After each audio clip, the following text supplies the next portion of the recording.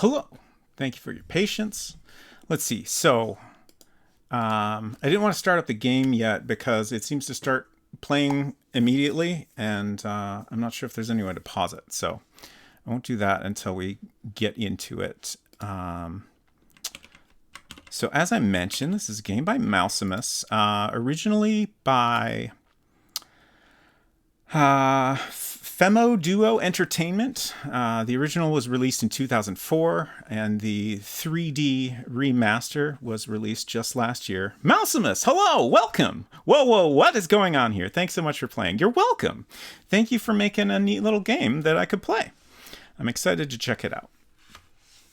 So, we have... one moment, please. Kind of setting some things up on the fly here. We have a little manual to check out. And y'all know I like looking at the manual, so we're going to do that. All right, there we go. So, Enclosure 3D help file. Enclosure is brought to you and copyrighted by Femo Duo Entertainment. Remasters as Enclosure 3D by mausimus. Some familiar names in the credits here. Cosmic Void, Chad Armstrong or Eden Waith, Sonneveld, Demole, HWM. A classic game. Enclosure was originally released in 2004, an exciting game at hand brought to you by Femo Duo Entertainment, TM. Enclosure isn't your average adventure game. It's more than that. It features many extras which you will have to find out about for yourself. Exciting. A new engine. Enclosure 3D is a modern remaster of the game using a three-dimensional voxel engine, RVX. Press F2 during gameplay to switch between original and remastered graphics. I got some system requirements here. We will be playing the Mac version, which I'm very glad exists. Appreciate Mac support by indie devs always very much. Let's see. Speaking of which, I think I updated this correctly. There we go. So it's available for Mac, Windows, Linux, and Raspberry Pi, which is wild. Right there on mausimus.itch.io. The story, in short, you play Mike Goodman, a small-time con man who, after yet another night of bad business, gets an offer he just can't refuse. Commanding Mike. A thing I am familiar with. A lifetime of experience. Exactly. Use the number pad arrow keys on your keyboard. Moves the main character north, south, east, west, or diagonally. To halt your character's steps with the keypad, press the last direction key again or the number 5. Okay, so we do have numpad support. I might have to hook that up. If you don't have a numpad, you can still use home and page up, page down keys to move Mike diagonally.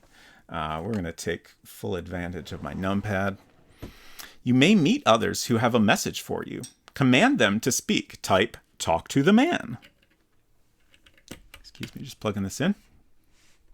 You may later need objects you see along the way. Type, get the key. Pay attention to details. To see an object closely, type, look at the desk. Use the objects you find along the way. Type, give the basket to the girl. Speed control. To fully savor a scene you enjoy watching or negotiate a narrow path. Ooh, exciting. You can slow down the animation. Speed up the animation to make the main character walk faster. You can change the speed by using the minus or plus button. Honestly, it was a little disappointing that the last Hugo game didn't have any, tricky navigation at all. I feel like... I honestly feel like that game tried too hard to be a good game. And I feel like it did an admirable job overall. The art was certainly very nice, but it just, I wanted more of that difficult, challenging gameplay. But I'm excited we get some tricky walking in this one. Okay, so we have function and control keys. These look very Sierra-like. F3 for repeat command. Of course, we have F2 to toggle 3D on and off. F1 for help. F6 tells you which characters are in that room at that time. That's interesting and helpful. Okay. Tab for inventory, pretty normal. Pop-up menus. Press escape or click your mouse and a menu bar will appear at the top of the screen. I'm not going to bother to read all of this. This mostly seems straightforward. Tips and advice. If you haven't played one of Sierra's 3D animated adventure games before, here are a few suggestions to help you get on the right track. I have played a couple of those, so I think maybe we won't bother to read all this. But we have the typical explore each area very carefully. Ooh, draw a map. I will always draw a map when asked to. And sometimes even when not asked to. Exactly. Make a note of each area you visit and include information about objects found there and dangerous areas nearby. If you miss an area, you may miss an important clue. Talk to everyone you meet, but use discretion. Okay, I'm glad I actually am reading this, because some of this is a bit different than your usual Sierra game. Some characters will be friendly and helpful. They will give you valuable information and advice. Others may mislead, capture, or even kill you. At times, it may be necessary to fight at others, run away, hide, or try to outwit your opponent. Get anything that isn't nailed down. You'll come across a number of objects that will be of use later in the game. Some of these can be picked up. Others may have to be bought or traded for. Interesting. You can see an inventory of items on hand by pressing the Tab key at any time. Use the items you have picked up to solve puzzles in the game or to help you make progress and discover more clues. Different approaches to a puzzle may bring about a different outcome. Some problems have obvious solutions. If you're thirsty, take a drink of water. To purchase an item, you'll need some money. Other problems require more imagination to solve. Be careful and remain alert at all times. Disaster may strike in the most unlikely of places. Scary. Save often, especially when you're about to try something new or potentially dangerous. This way, if the worst should happen, you won't have to start all over from the beginning. Save at different points. You cannot save your game during certain critical times. Important. Don't get discouraged. If you come to an obstacle that seems insurmountable, don't despair. Spend some time exploring another area and come back later. Every problem in the game has at least one solution, and some may have more than one.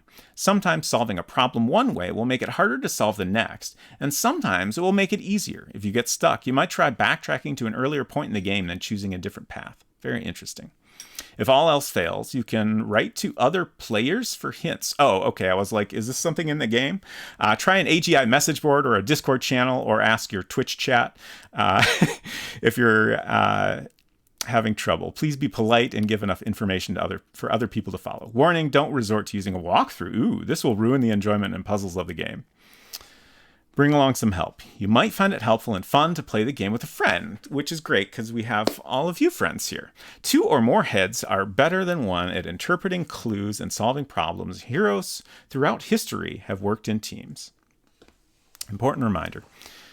Troubleshooting, I'm sure we won't need that. Have fun. Have fun playing Enclosure. And if you're excited about this one, check out another game by Femo Duo Entertainment called Hank's Quest, Victim of Society. Wow, interesting. Okay. Let's get over to the game now. One moment while I get that set up. So, actually, I'm just going to go ahead and we'll switch over here. And then I'm going to launch the game. And then I'm going to capture it as quickly as possible.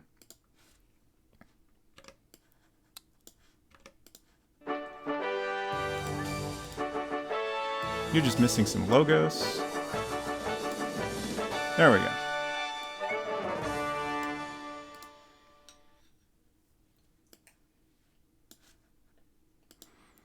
Press F10 to skip the intro. Absolutely not. Herman Livingood. I summon thee, Herman Livingood. Not sure if I need to click to press enter. Herman, dear, answer the nice lady. Miss Suntra, are you certain you can make contact with my late husband? Please, Mrs. Livingood, let me concentrate. Herman Livingood, I command thee to appear before us. Now would be nice. Ooh. Who has called upon me? Who disturbs my eternal rest? Herman, is that you? It's your beloved wife. It's Angelica. Angelica? But why awake me? What is it that you want? My dear God, it is Herman. Herman Livingood, your wife wants you to know if your death was due to your excessive smoking.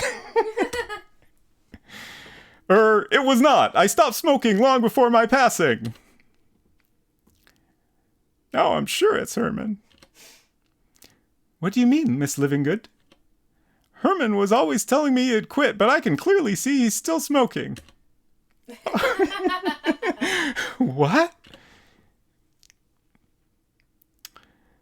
My God, Mike, your garb's on fire. Hastily, Miss Suntro turns on the light, which was turned off to create that moody but mystical atmosphere. Click. It seems quite clear to me, Miss Suntra, that you're nothing more than a fraud.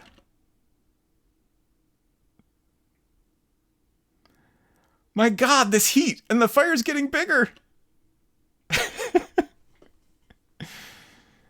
Get me down from here, quick!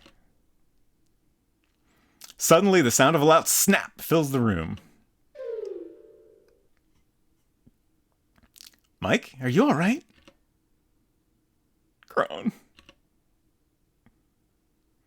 After this painful event, Miss Suntra, better known as Sarah Parker, and the ghost, Mike Goodman, her boyfriend, get cleaned up after that.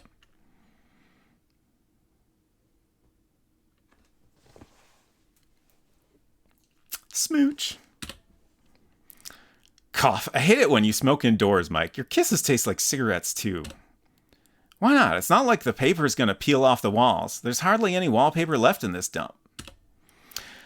I know it's not much, Mike, but it's a home, and we've got each other. That's all that matters. Yes, I know. I'm going to the bar. I'm sorry about... It's okay, Mike. Love you. Ditto. Later that night.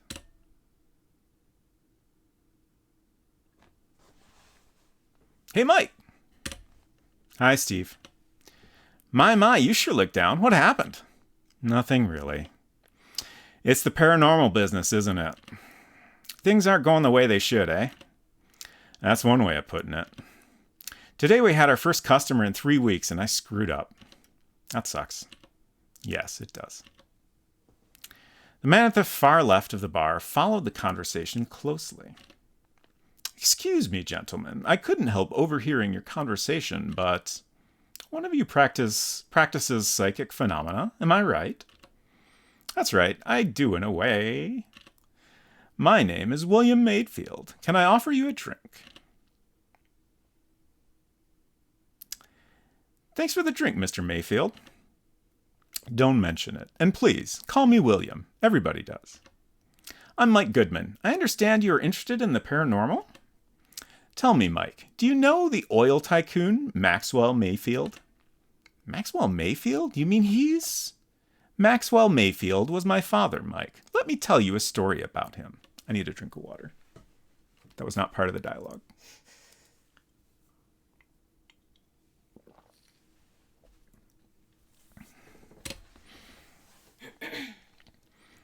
A number of years ago, my father organized an expedition to drill for oil in Greenland.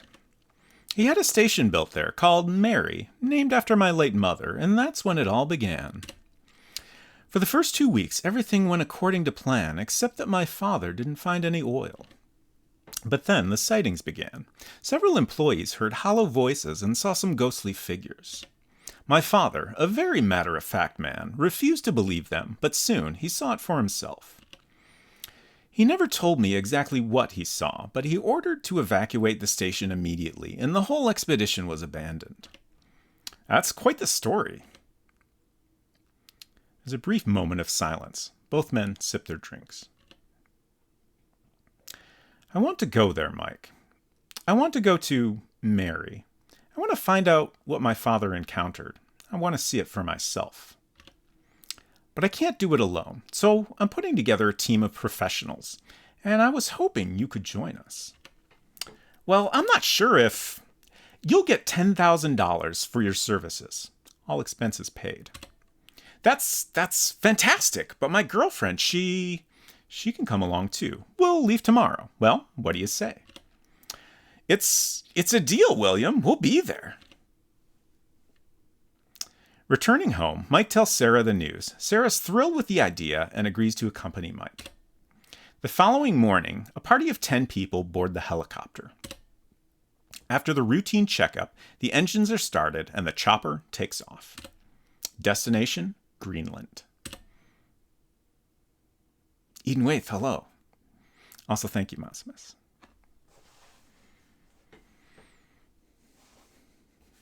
Femo Duo Entertainment presents Enclosure. Ooh, that's great. Whoa. Starring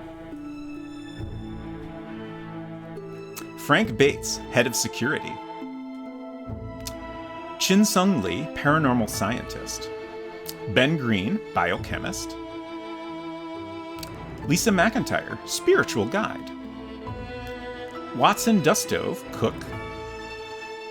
Owen Carter, paranormal investigator. Charles Benson, doctor. William Mayfield, head of the expedition. Sarah Parker, amateur medium. And you're Mike Goodman.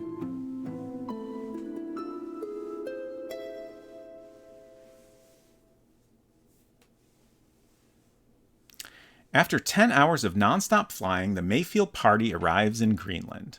But what problems lie ahead? Suddenly, William Mayfield rushes from the cockpit. My God, Frank Bates was flying the chopper, but he just passed out. We need someone who can fly this thing. Quick! Sarah whispers to you. You were flying helicopters during service, Mike. You can fly this thing. But it's been years since, you say. You'd rather die, Mike Goodman, Sarah says, slightly irritated. Mike can fly the helicopter, Mr. Mayfield, Sarah says. That's great, Mike, but be careful. There's a snowstorm coming up right in front of us, William Mayfield says. Better get this helicopter landed safely, Mike. I'm always telling myself that. Oh no, I'm actually doing this. Yeah, it's up to you. Oh God. You're the helicopter guy. I'm too busy flying a helicopter to read the credits. 3D remaster by mausimus. Also, hello M. Zizzy and Maple Mystery. Oh. God. Come on, Mike, you can do this. Oh! Okay, that was scary. Is everyone accounted for, you ask? I've already checked that, Goodman. Everyone's here, Frank Bates replies. Frank Bates seems to have regained consciousness and is obviously embarrassed for losing it earlier. Seems to me we're stuck here for now, aren't we, Mr. Goodman? Charles Benson says. Well, I'm afraid so, you reply. Both axles broke during the landing, and the engine got filled with snow. Frank Bates interrupts. I could fix it, but it'll take a while. Watson Dustove, the cook, shivers. You mean there is no way to leave this freezing place? There will be, but not at this moment. Don't worry, ladies and gentlemen. My good friend Frank Bates is an excellent mechanic, William Mayfield says. We're in no hurry. Let's focus on what we came here for in the first place. Let's find us some ghosts, Owen Carter says. Well said, Mr. Carter, but I advise all to rest first. We had a long journey and should all take some time, Chin Sung Lee says. The party agrees and every member looks up their private quarters.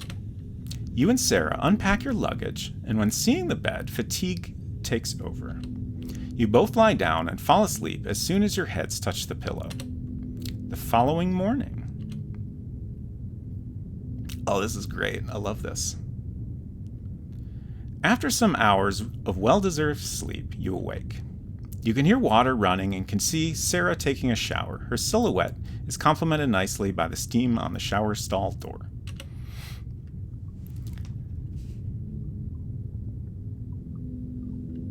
Okay. Finally, a moment to pause and say hello to everyone. And Zizzy, hello. We did finish Hugo 3. It was certainly a Hugo game. Honestly, I like the second one better. I know that's probably not a normal thing to say. I don't know which one was my favorite, but I enjoyed it. The art was very nice. We talked it up too much. That might be it. But everyone should follow Mzizzy. Her streams are wonderful. Also, Maple Mystery, hello. Great to see you as well. Also, highly recommended. Let's see. I think I said hello to Eden Waith. Good to see you.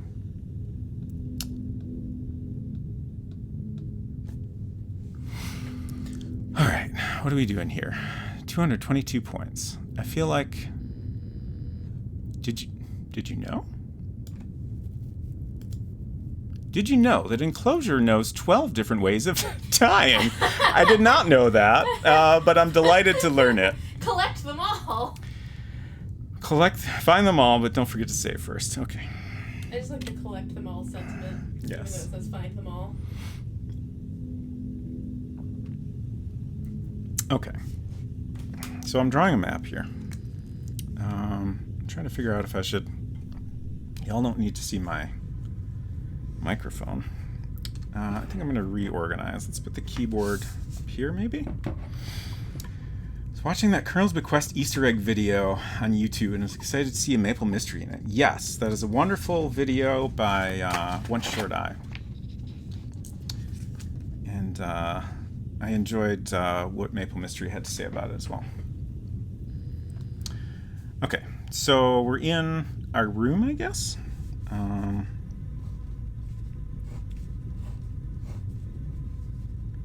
Just label the start quarters.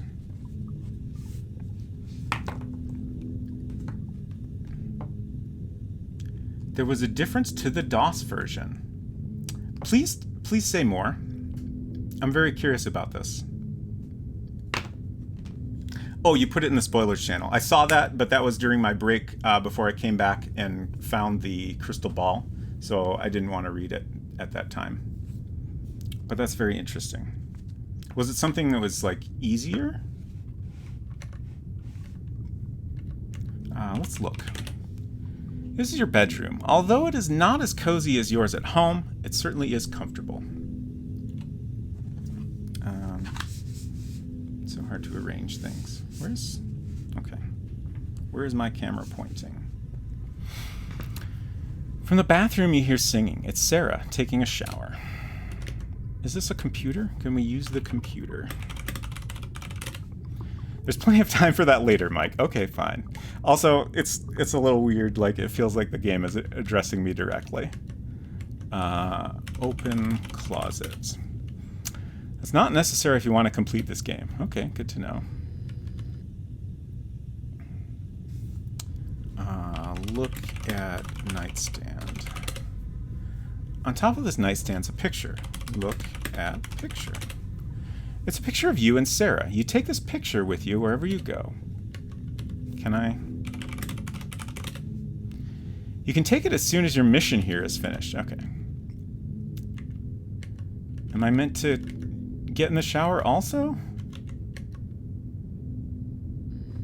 Take shower. Is there any room for me left, Sarah? Of course, sweetheart. There's always room left for you. Ooh. You take a nice, refreshing shower, then dry yourself and kiss Sarah. So romantic. You got 1 point for showering with your girlfriend. It's great. I guess... How do I get... Oh, are these my clothes? Wear clothes. You take your clothes and put them on. Okay, great. What's this on the wall? Look at wall? Well, what can be said about these walls? They're gray to begin with. There are also 2 lamps hanging here. There's a television set embedded in the far left wall, and a couple of house rules on that piece of paper. Okay, that's what I was after.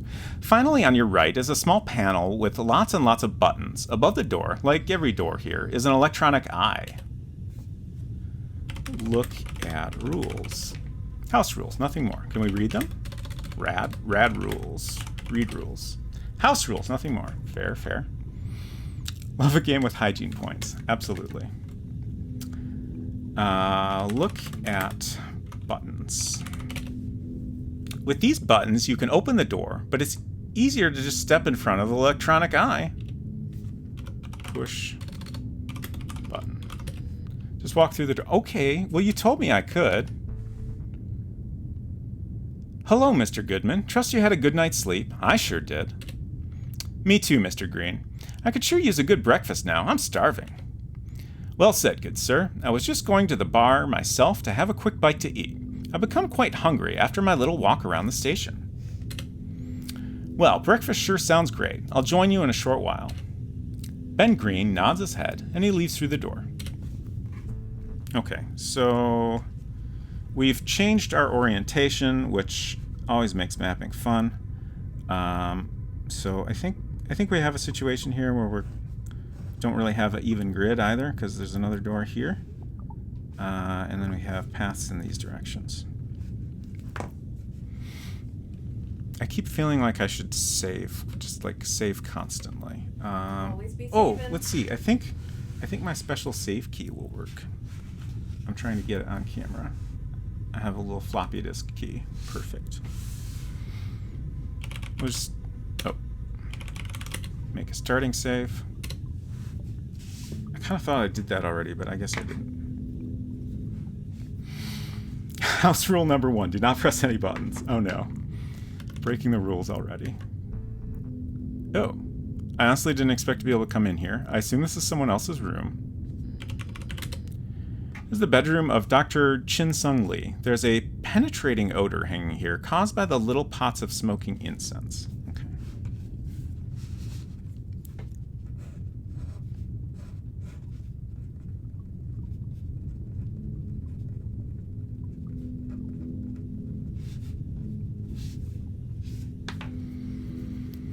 Okay.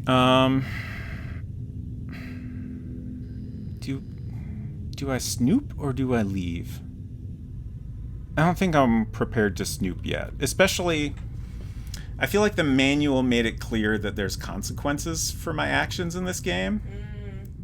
Unlike a typical Sierra game.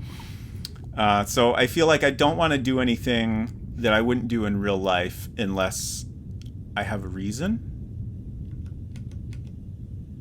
Can I go this way? Can I take the... Whoops. Take fire extinguisher. There's no need to do so. There's no fire. Okay, noted. What is that? This is one of the hallways. What is that? Poster? Is that? It's one of the hallways. Is that the poster for the thing? There's a poster on the wall. Yeah, okay. It's a ripped up poster of some old movie. You can't actually read the title, but it's, from what you can tell, it's a movie from 1982 starring Kurt Russell. Good eye.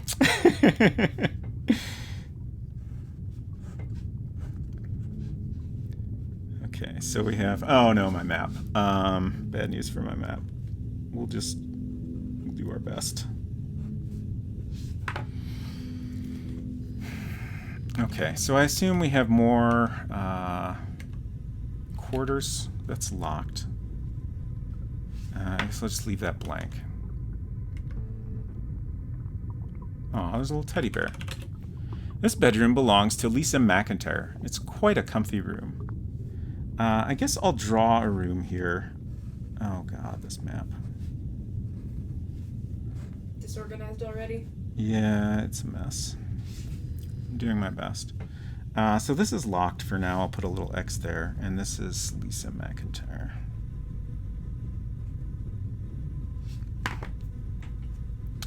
Okay, again, I'm not going to snoop for now. Another hallway. So clearly I need to extend this.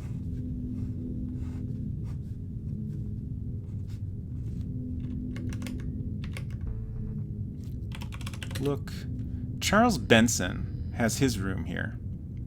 Judging by the labels on all the jars on the table, Dr. Benson is an avid collector of rare viruses. Wonderful. Always a great thing to collect. Dr. Charles Benson.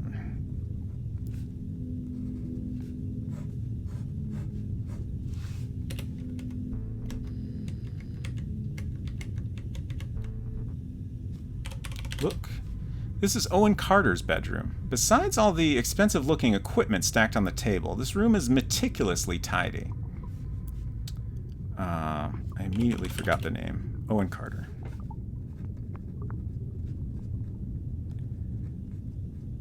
I a little bit feel like I should have written down everyone's occupation at the beginning, but I'm sure I'll be able to figure it all out. Look at plant. It's Chuck, the plant, of course. Oh. Joker's tip. This game knows a couple of shortenings for words you'll probably be using a lot. L for look, T for talk, O for open, D for door, G for get. Okay. Handy. Thanks, Joker. Yeah. Oh boy. Now we have a turn in the hallway here. I'm also running out of map space, but I guess it's good the hallway's curving around here.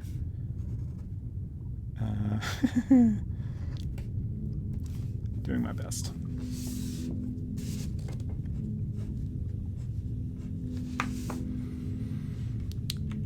What is this little panel? Look at panel. These panels conceal mostly wires and are of no concern to you. Okay.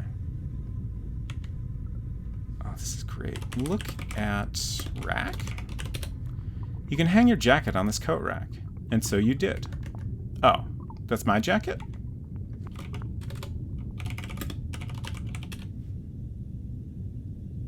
Cool. That makes me think this door goes outside. Look at door. This is the main door, which leads outside. I want to poke outside, but I'm a little scared, so I'm going to save.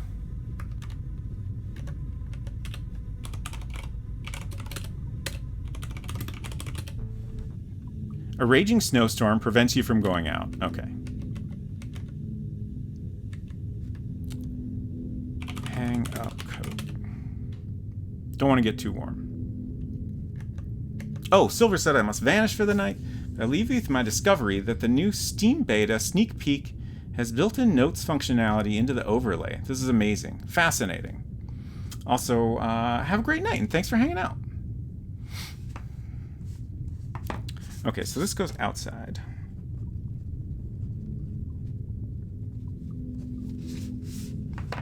Where else can we go here?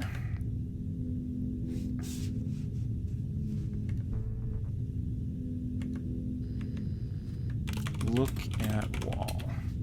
You see a lot of grayness and a sign on the wall. You could say that the writing's on the wall. I suppose you could. Look at sign. Caution. Playing Hank's Quest can lead to addictive behavior and social deterioration. Oh no. I will keep that in mind. So this curves all the way around here. We have a door here and a door here.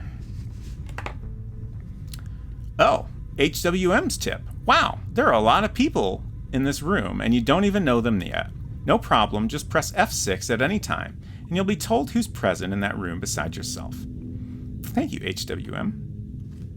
So, F6, currently present here. Oh, that's nice. William Mayfield, head of this expedition. Charles Benson, doctor. Jinsung Lee, paranormal scientist. Ben Green, biochemist. Owen Carter, paranormal investigator. Lisa McIntyre, spiritual guide. And we have this, I assume this is a picture of Maxwell Mayfield on the wall here. Look at picture. On the left are some photos of the station in the making. On the right's a really big picture of its founder, Maxwell Mayfield.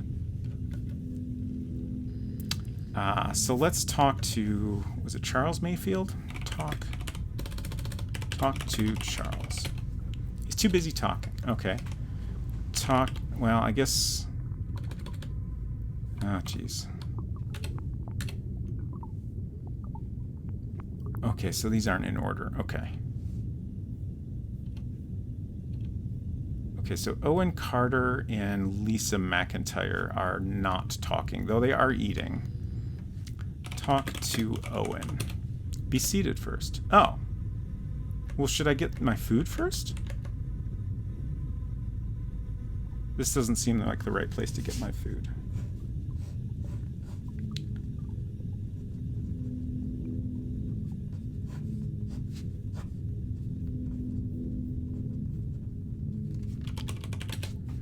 You're in the kitchen. This is Watson's domain. Watson is busy cooking. Talk to Watson. Get a bit closer to Watson if you want to speak with him. The cooker's hood's a bit noisy. Hi, Watson. What are you baking? I'm making an omelet, Mike. Want one? No, thanks. Maybe later. Okay, let me know when you do. I mean, I kind of did want an omelet, but I guess that's not my choice. Little pantry? This just keeps going, huh?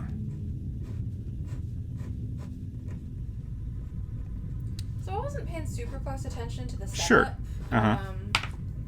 What's this place? What's happening here? It's haunted. Okay.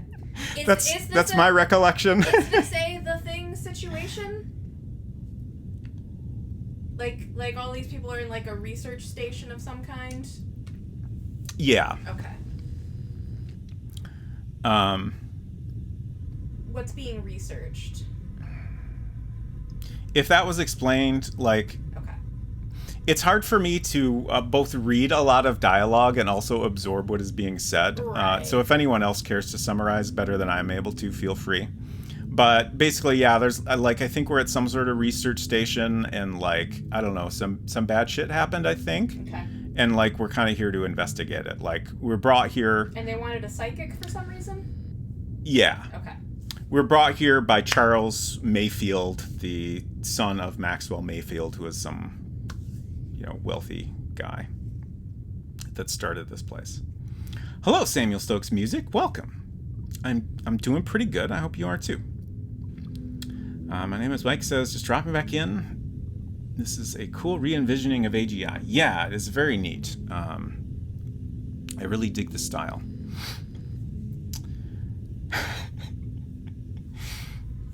I figured you meant in the game, Edenwaith. I honestly wasn't 100% sure. Understandable. Let's look around. This is the pantry. There are enough supplies on these shelves to make it through a full year. That is, if everyone's going to ration. Will you look at that? It's a shortcut from the pantry to Watson's room. Okay. Interesting.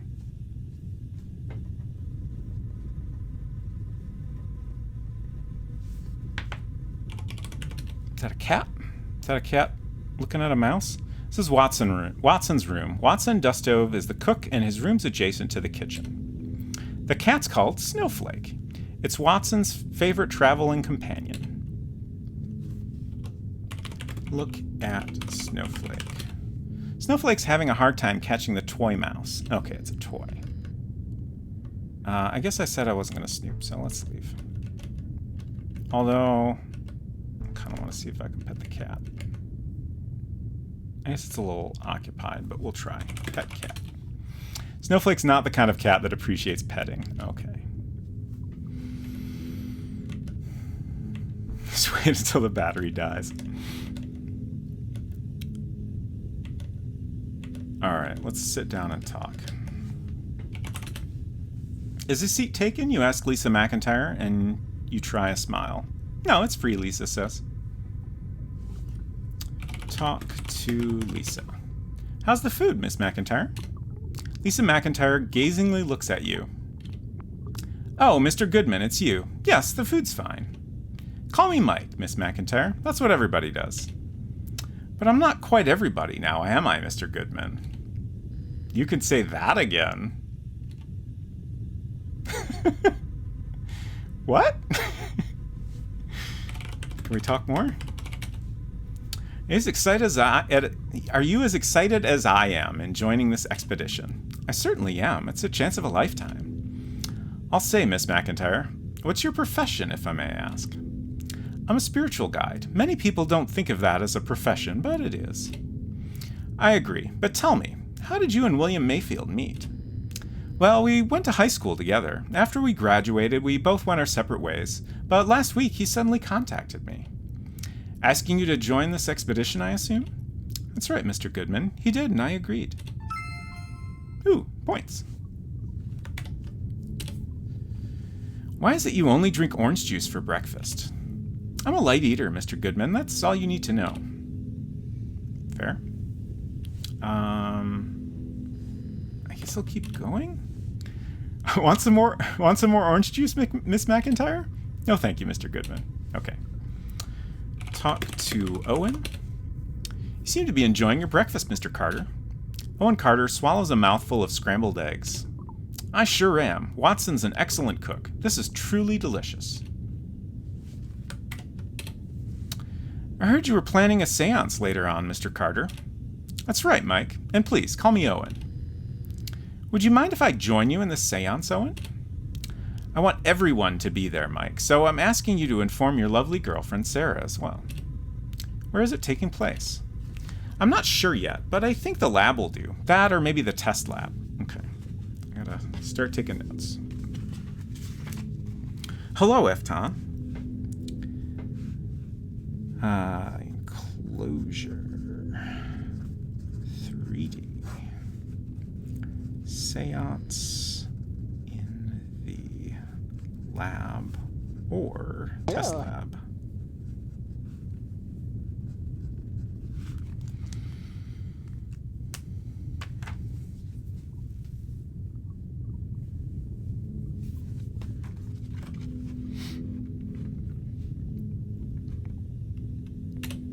We'll be there, Rowan. That'll be great, Mike. Racking up all kinds of points here. We'll keep going until it seems useless. Still enjoying those eggs, Owen? I sure am, Mike. I sure am. Okay. Let's get up. Excuse yourself and leave the table. So, I guess I'll try talking to everyone here, even though the other people are occupied. So we have Charles in front of us, Chin, and then Ben. Okay. Talk to Charles. He's too busy talking. Okay. Okay. Look at counter. It's a long bluish counter. All right. I would say it looks pretty blue to me. Not really Oh, bluish. bathrooms. Yeah, it's straight up blue for sure. But maybe that's just an approximation of what it looks like in real life. Perhaps. Found the bathroom. Now for the important test. Use toilet. Flush. Such a relief. Wash hands. You wash your hands. Love it. A full bathroom experience. Can we open these? I guess I should knock. Knock, knock. You get no response. Open door. Poot. Oops. Oops. Oops? Oops. I'm sorry, oops? What's the oops for? Why oops? Oh no. Flush. Ah, that feels so much better.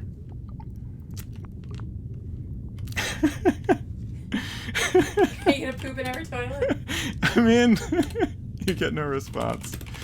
I feel like we should check them all. You'd like to, but you ran out of supplies. All right, fair. A little poopsie oopsie, I guess so. You're not gonna replace, like, what about the next person that comes in? Replace? Replace the supplies.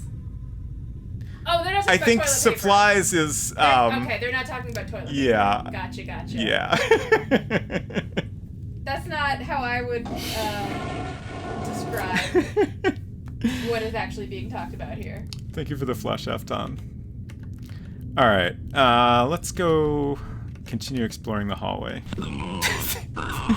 Thank you for the grunting, Mike. So many mics in here. Typical experience, honestly. Ooh, that vent is interesting.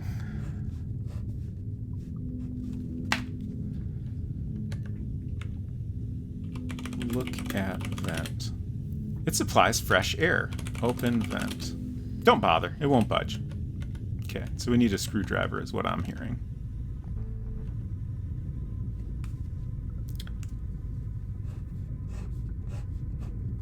Okay, another poster on the wall. A couple rooms. I'm guessing one of these goes to Watson's room. Look at poster. It's a poster of a movie. A quick glance tells you it's some old movie from 1979 by Ridley Scott. I was thinking Alien. Oh, interesting. You're in the doctor's office.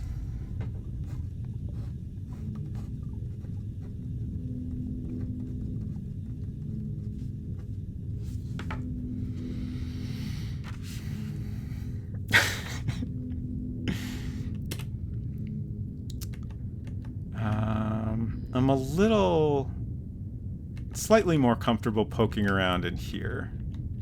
Let's look at the bookshelf. A lot of books means a lot of knowledge. Most of these books have medical contents, and many of the titles puzzle you. Hey, isn't that a lever? Oh wait, it's not. And you're not Gwydion. Love it. This is the operating room. Wonderful. Can't wait for that to have a purpose. Look at desk. A large desk's located against the front wall. Look at wall. This wall is nicely tiled. There's also a certificate and some x-rays hanging here. Look at x... Oh. I was trying to type the dash in x-rays, but it's adjusting the speed instead. They're what this game should have been. X-rated. Oh my. What? Oh, I've accidentally made things very slow. Shift. Help. Shift plus. There we go. Oh, too fast. Normal. There we go. That feels slow. Let's try fast. Yeah, that's better. I think that might be what we were on before. Oh. Intriguing.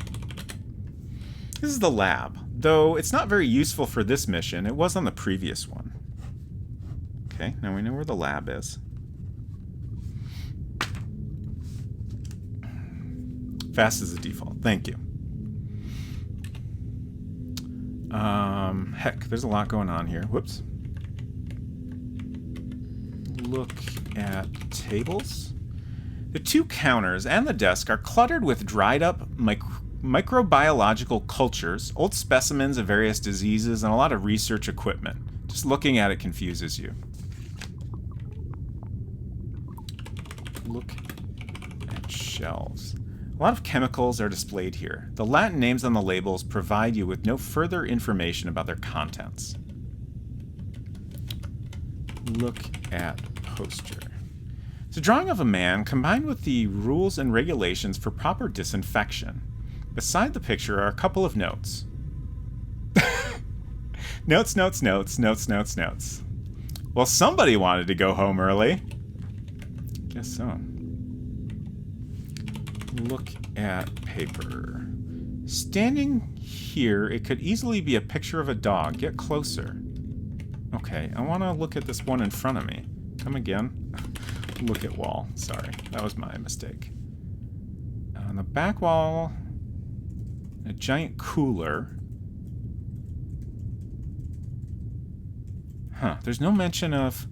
On the left wall is a picture of a man and some notes about disinfection. On the back wall are shelves stacked with all sorts of chemicals, a sign is what I want, and a giant cooler. On the right wall's an extinguisher and a window looking inside the test lab. Okay. A special suit's hanging next to the door leading to the test lab. Exciting. Look at sign. Okay, I give up. Look at cooler. There's a giant cooler at the back wall. Look in window. What? Where? Oh, that window! When you're outside the test lab, you can still follow any operation or other activity going on in there by looking through this window. Okay, so the test lab is inside there. That's what I was wondering.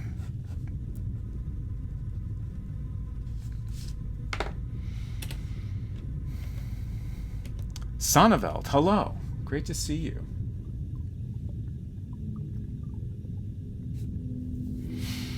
Also, strongly recommend Sonneveld streams.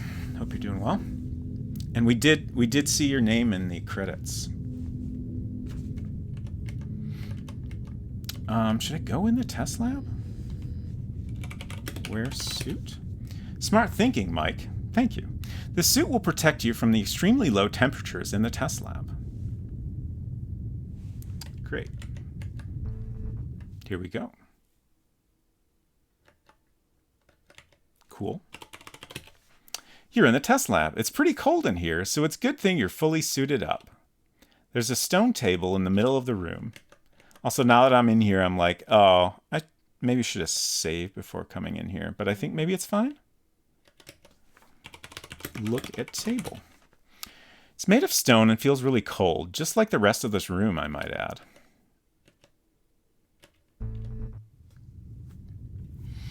Did some testing there. Maybe some code borrowed from NAGI. Yeah, I saw your name as a tester, and I also noticed that, I think the license file or something had a reference to that. Okay, remove suit.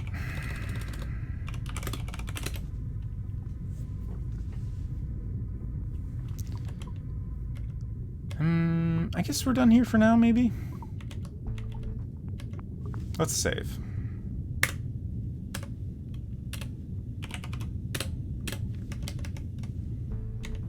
I'm just thinking, I want to go back to Watson's room just because there was an exit from there that I thought we'd come back to it going through the hallway.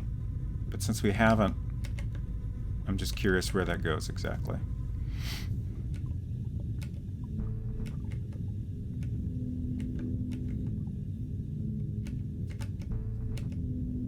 Oh no.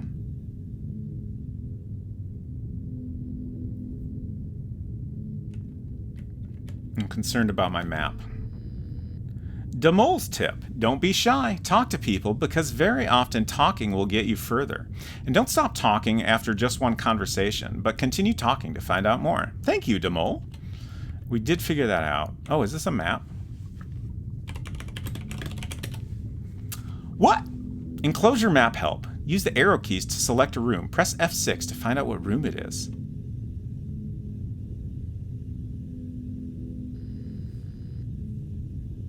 This is much better than my map.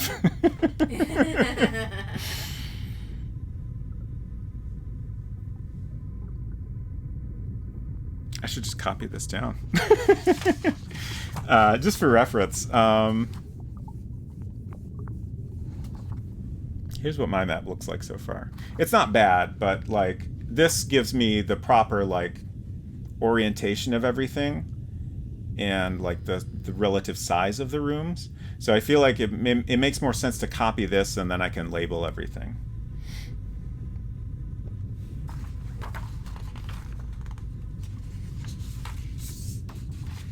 Because I was already getting a little confused about how some things matched up.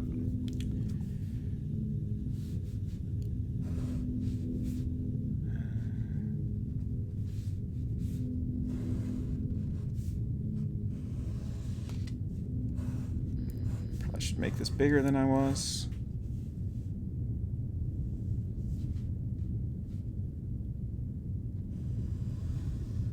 It's interesting that there seems to be an area this almost seems like a inaccessible area, which is intriguing.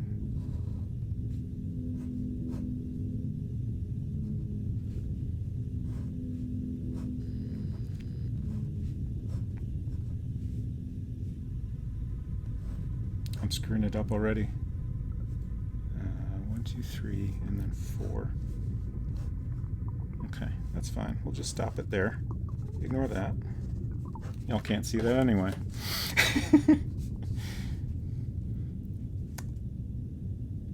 Okay, so this is that little inaccessible area. And we have 4 rooms down this side as well. And then we have 1, 2, 3, 4, 5, 6, 7 rooms there. A hallway here. So 1, 2. I lined things up incorrectly. 1, 2, 3, 4, 5, 6, 7. Okay.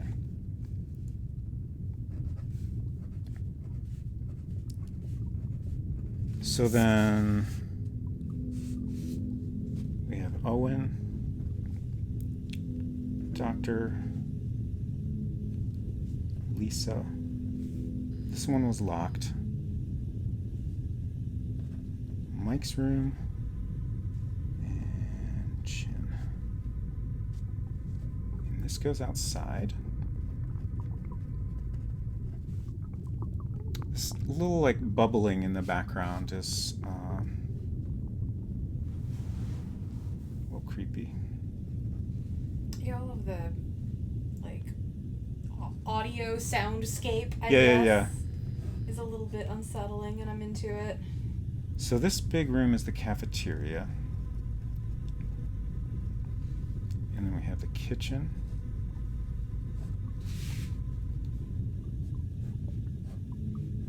F6. Why does it say F6 there?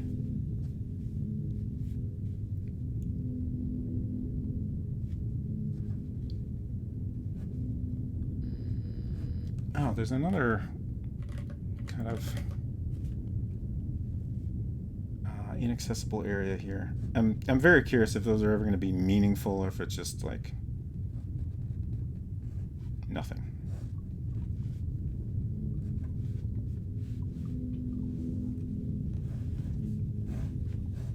Okay, so we have kitchen, pantry, and then this was Watson's room.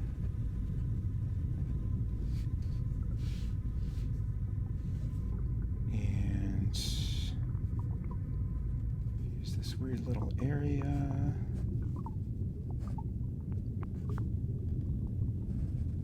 Should I go in there? Oh, that's the bathroom.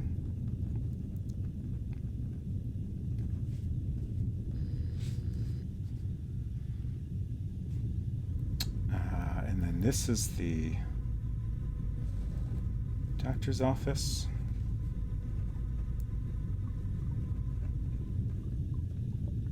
And then the operation room.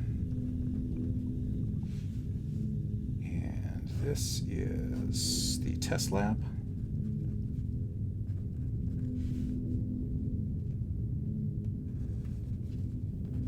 Main lab. And we have a hallway here. Oops, I goofed up.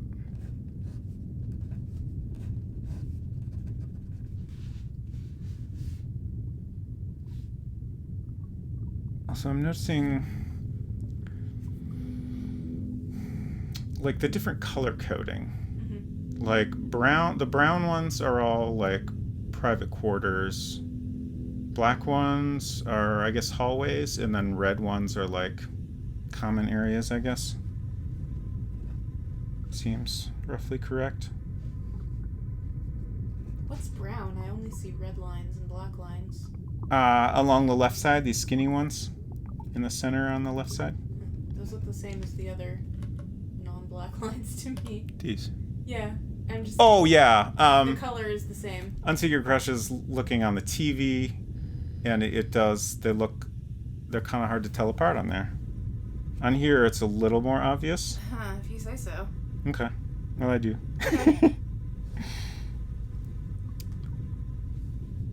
Okay. I think I did it. I'm done with my map for now. So we still have a lot to explore. Well, not that much. Most of the unlabeled things are just hallways. Okay. Thank you all for your patience. Station Mary. Press Control C to leave. It told me something when I looked at this that I already forgot. Does anyone remember what that was? I'm also curious why it says F6. I'm going to try pressing F6. Oh, okay. I think that's what it told me, is that it will explain what each area is. So we can figure out the unlabeled stuff this way. That's Lisa McIntyre. And then this one we couldn't get into. Ben Green.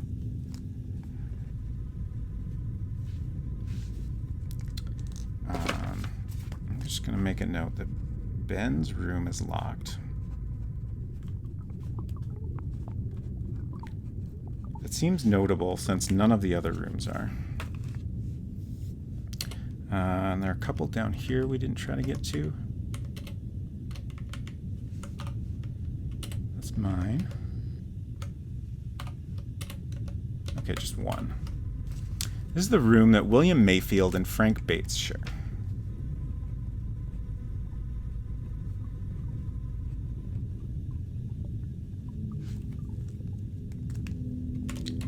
And then over here, what do we have? Main control room. Interesting.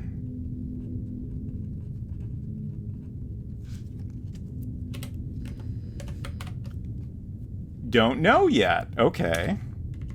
Fascinating. This is the hallway where you're standing in right now. Map hallway.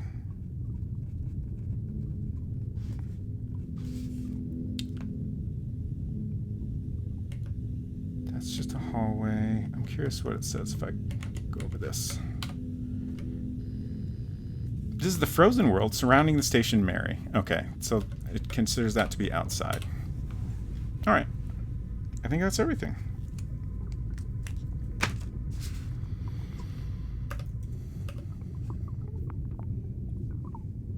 Control C. I was like, how do I get out of here?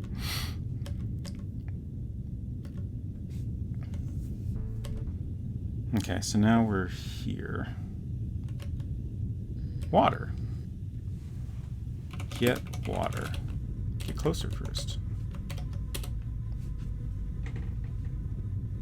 That was quite refreshing.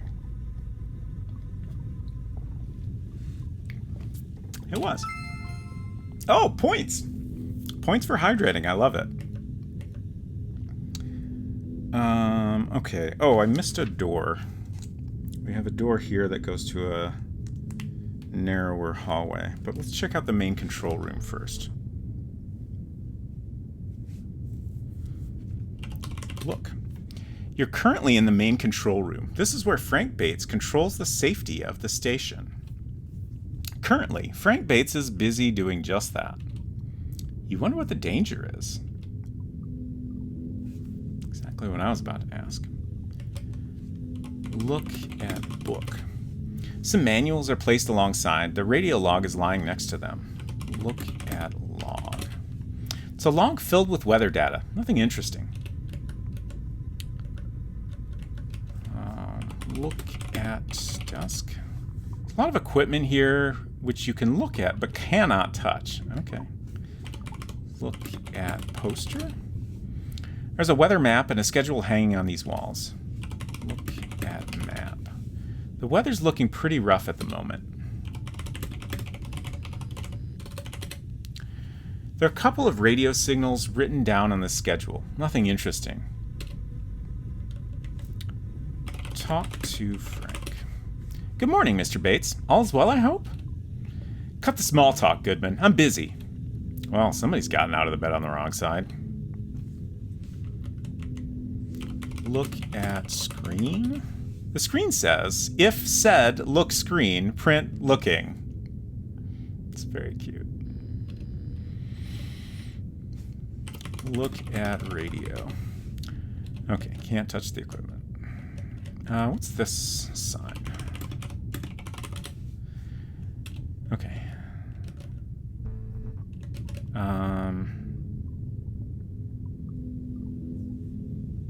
Let's try to get to... I'm curious if we can go in this unknown room at all. It's very large. And mysterious. Ooh. A fishing pole? In a small room, you see a ladder and what seems to be another door. There's a fishing rod standing at the far left. There sure is. Take rod. Okay. You take the fishing rod. Ooh. We got a lot of points for that. Okay. I couldn't remember if I had anything else yet. It's one of those fishing rods with instant bait, TM, which means fishing till you drop. Nice. Wonderful. Oops, don't want to restore.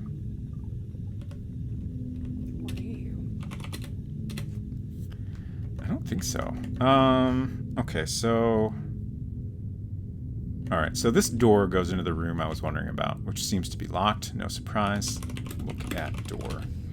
The door on the far right is the door you came through earlier. The other door is one of the few doors in the station that needs a special key card to be opened. Okay. Key card for mysterious room.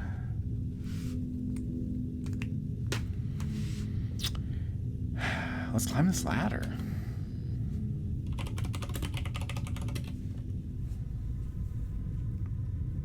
Ooh, neat.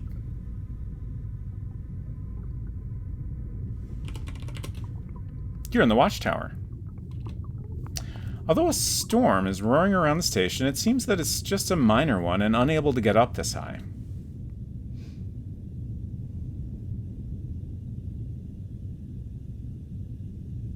Just trying to think if there's anything else I could do out here. Climb down, I guess. So... ladder to watchtower.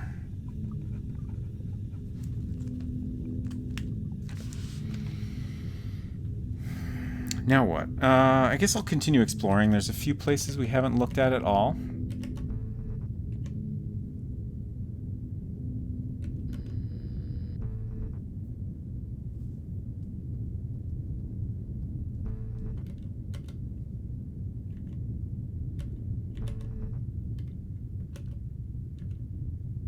Oh. Hello, Mike. Boy, that sure was a great breakfast. Can't wait till lunch. I keep forgetting everyone's names. Owen? How, when every single character is saying each other's names constantly?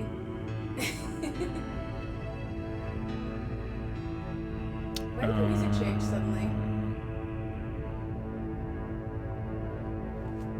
Also, what's The long hallway stops here. what's that on the floor? Seem to be stains of some kind on the floor and wall. Look at stains. Get closer first. What if we would rather not?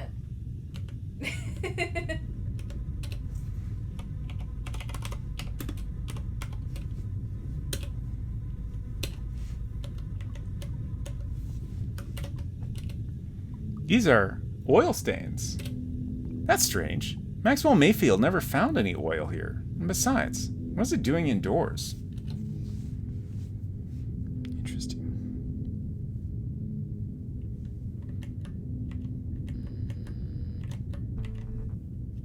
Seems only fair to warn you that Frank Bates has booby-trapped this place. He takes his job a little bit too seriously, if you ask me.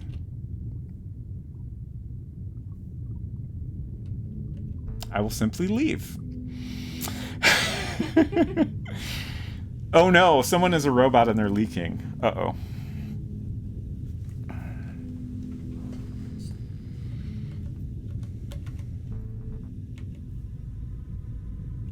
So this is our room.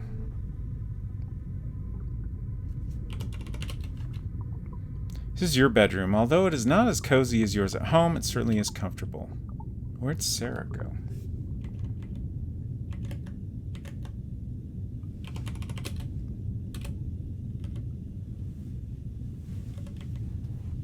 Turn on computer. What?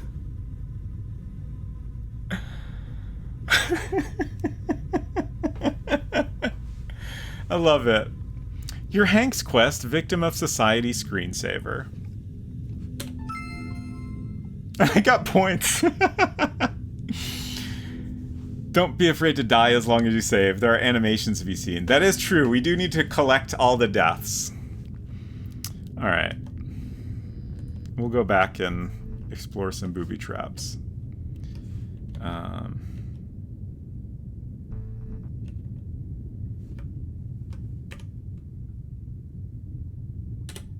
Just right over that one. It's probably fine. Again, be careful here, Mike. This room is booby trapped.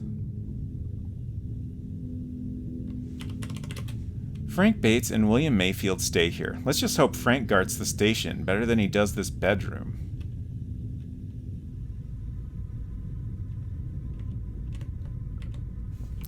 Look at closet. There's a large wardrobe. Open closet. No, that's not necessary if you want to complete this game. And besides, it already is. Look in closet. Okay. Better not enter this shower, Mike. It doesn't feel safe.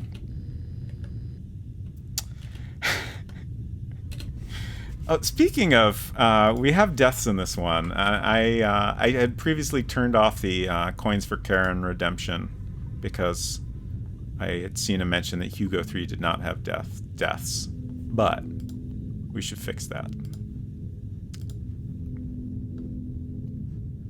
Okay. Back on. So, okay. I guess it just won't let me die in there. Don't say I didn't warn you. Oh, no! Oh! Oh, yikes! Your face. I need that. It seems to me Frank Bates takes his job more seriously than you thought. Better not scratch that wound or it'll surely get infected. Thank you for playing Enclosure. Better luck next time! That was great. So, is that... How did the... Oh, we can't look at that anymore. I guess I just have to restore now. Did you know? Yeah. Oh, okay, so this says different things each time. Like, I was trying to remember how it worded the thing about the different deaths. And also what the number was. I want to say 16, but I could be wrong. I do not recall. Did you know that there's no need to view the source code of this game when you're stuck? Don't worry, help is on its way. Good to know. Ooh. Let's poke around in there again. Let's say I didn't warn you. Oh, okay. Okay. Did you know? Please don't cheat. I thought maybe if I explored the rest of the room without going in the shower, I could, at least find a different death or something, but I tried. All right. So clearly some time has passed a little bit because breakfast is maybe over for at least some people. I guess people open games in AGI Studio and they got stuck. It sure sounds that way.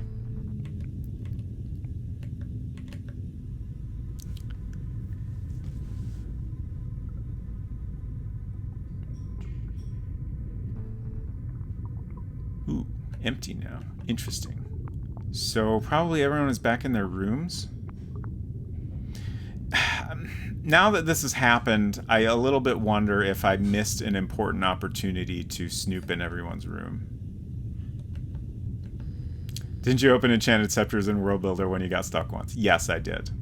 Although that wasn't with the intention of cheating so much as trying to understand what happened at a certain point of the game. And Rudy is eating pie in the dining room. Oh.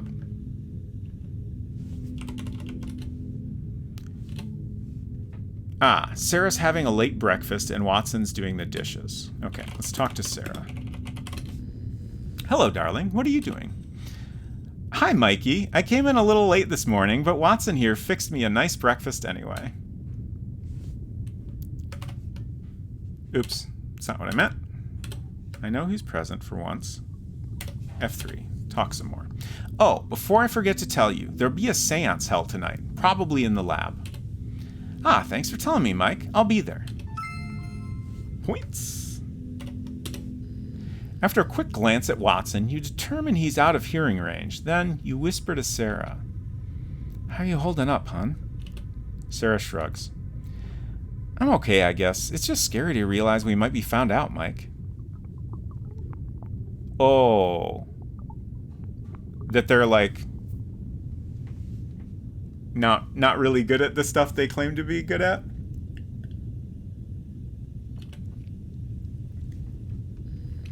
I know what you mean. Don't worry. You're doing great. Thanks, Mikey. I'm hoping it'll be over as soon as possible, though. You give Sarah a kiss on the cheek, which results in a timid but slightly reassured smile.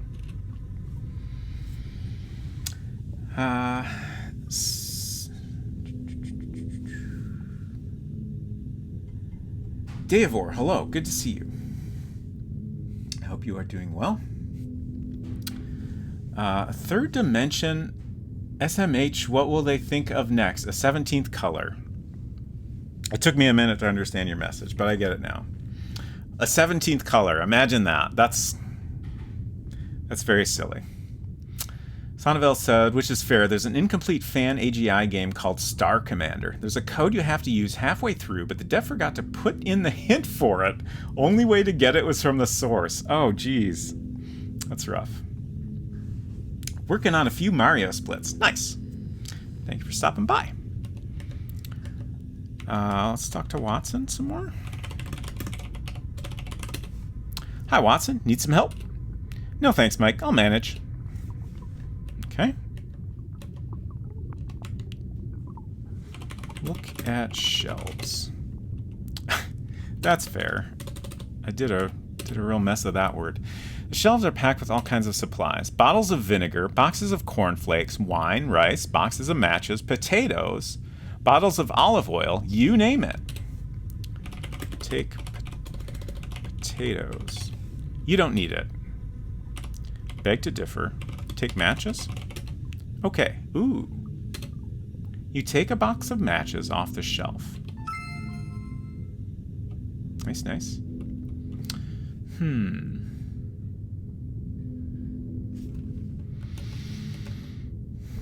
That was the only thing that really stood out to me there. I guess I'm going to start to get a little snoopier. Look at table. Yep, this is the cook's room, all right. On the table are some aprons, chef's caps, and pieces of cooking cloth, all unmistakably part of a cook's gear.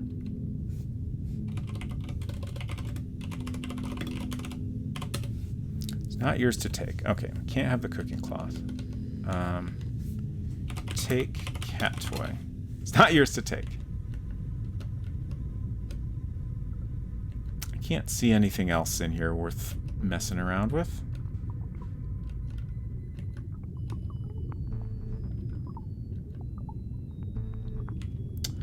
I wanted to share something funny I realized from thinking about my post-mortem on Perilous Wild. No spoilers.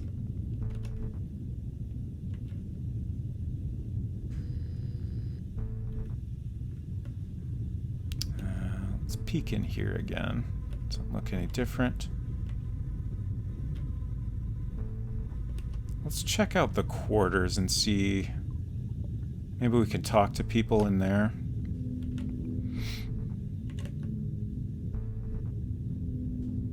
Okay, so we could poke around here some more.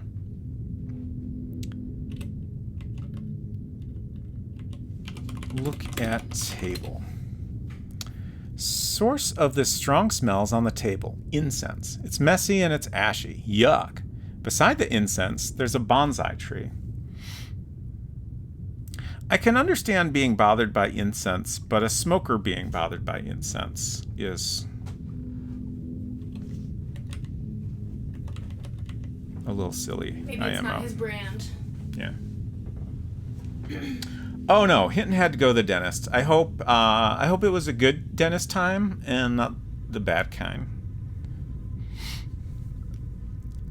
But it's great to see you, Hinton.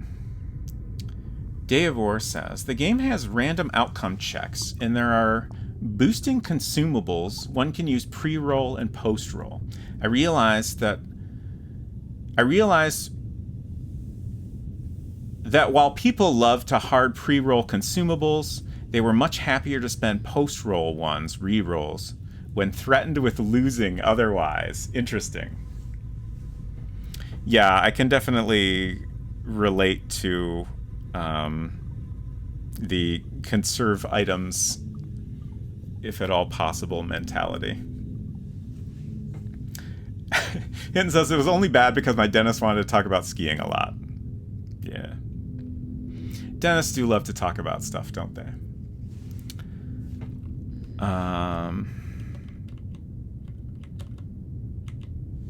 Look at poster.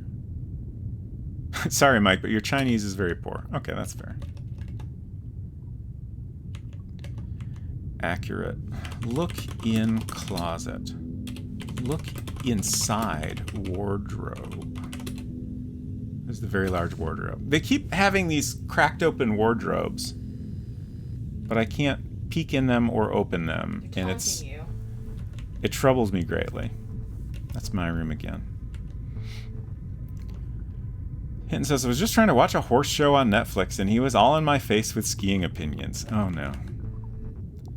Oh, hello there. Welcome to my quarters, but I must warn you, this plant I'm watering can be quite lethal when it stings you, Ben Green says. Okay, so this is the room we couldn't get into before. Interesting. Thanks for the warning, you say. Let's talk to Ben. Get closer to him first. Okay, well, I was trying to just stay away from any plants, but we'll save. Maybe we should go for a plant death. Is this one lethal? Ben Green brought a lot of plants along. This is like some serious plants to bring with you. Ouch! The thorns of this plant stung you. You feel kind of funny. You had no idea you could moonwalk. What the? Oh no. Oh no. How about that, eh? Mother Nature sure works in mysterious ways.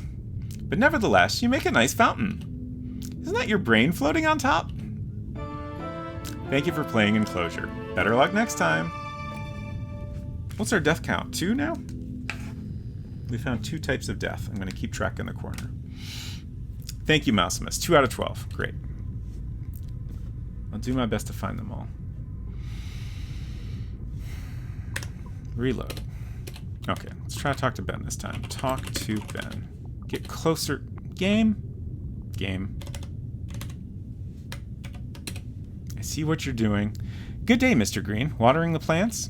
I sure am, Mike. It's Ben, by the way. Ben it is. And I must say, you're giving those plants a lot of TLC.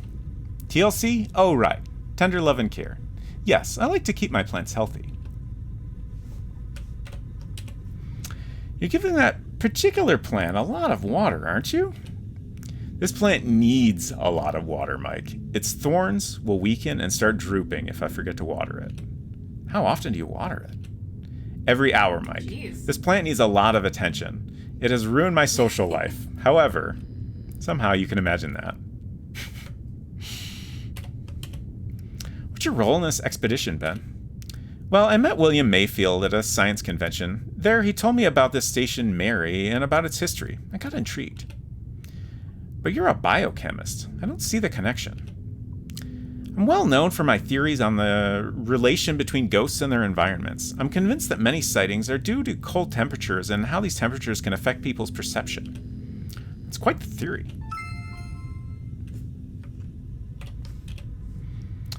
What's with that big tree in the corner there?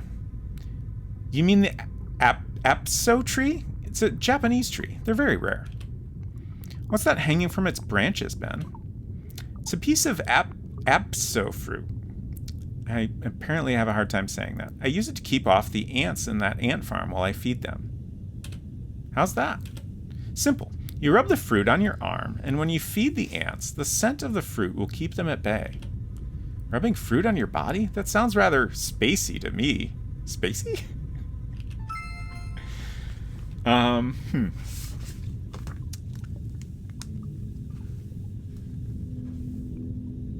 ABSTO?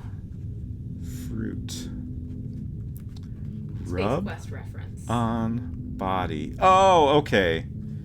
So is that not actually anything we need to do in this game? Probably not. Yeah. Way ants. Which Space Quest is that from?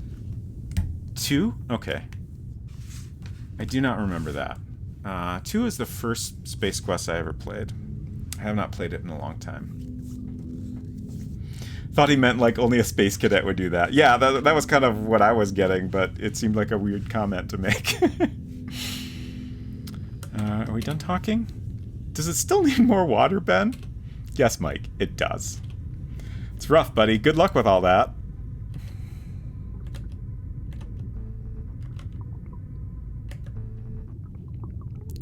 But that's terrible, William.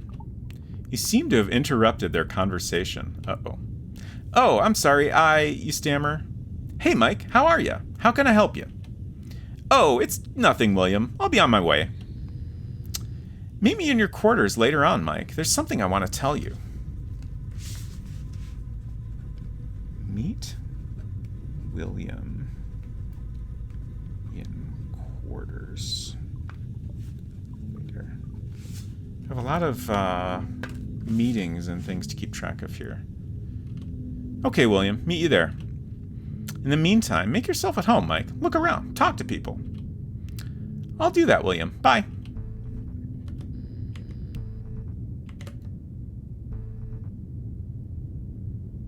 Whose room is this?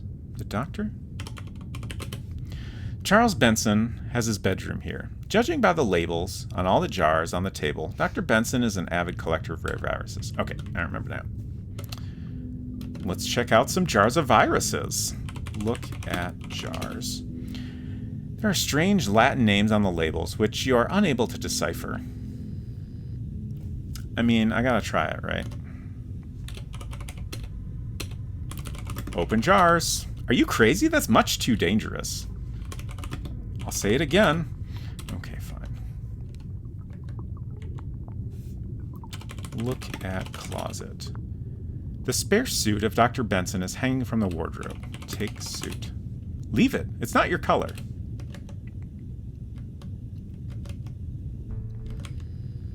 And this was Owen's room, and he is here.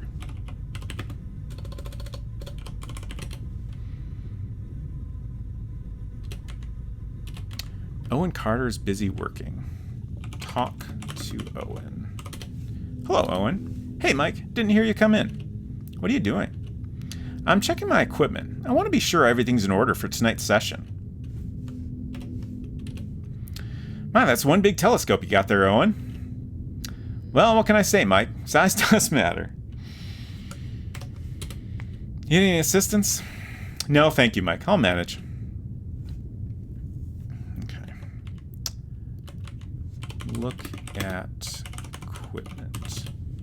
There are all kinds of tools Carter can't seem to do without. He even brought along a rather large telescope. Look at nightstand. On top of this nightstand's a picture. It's a picture of a woman, probably Carter's wife or girlfriend. She's quite pretty. Why does everyone leave their closet cracked open?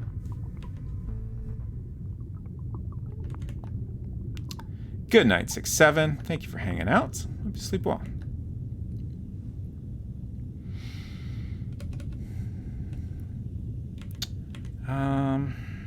What to do now? Let's see if maybe the doctor Yeah, we didn't find the doctor, right? So he might be in the office? Aha! What was the doctor's name? Benson. Dr. Benson sitting in a comfy chair, reading a book. Talk to Benson. Is it a good book, Dr. Benson? Dr. Benson lowers his reading material. Can say it is, Michael. Why do you ask? Do you want to read it after I'm done? No thanks, Doctor. I'll stick to fiction. Enjoying your stay so far? Can say I do, Michael. I see. Keep calling me Michael. Doctor? Please, Michael. I'd like to finish this chapter first. I'm sorry, Doctor. That's okay, Michael. We'll leave him alone.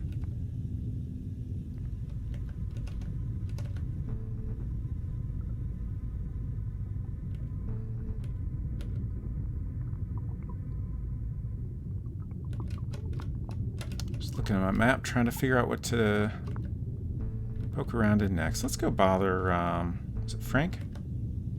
Your name's Frank, right? Talk to Frank. What does this button do, Mr. Bates? Cram it, Goodman, now! But I was just leaving, I suppose? Yeah, something like that. Are we on, like, the moon or something? I believe we're in the Arctic, or some very snowy area. It's a very The Thing-like setup.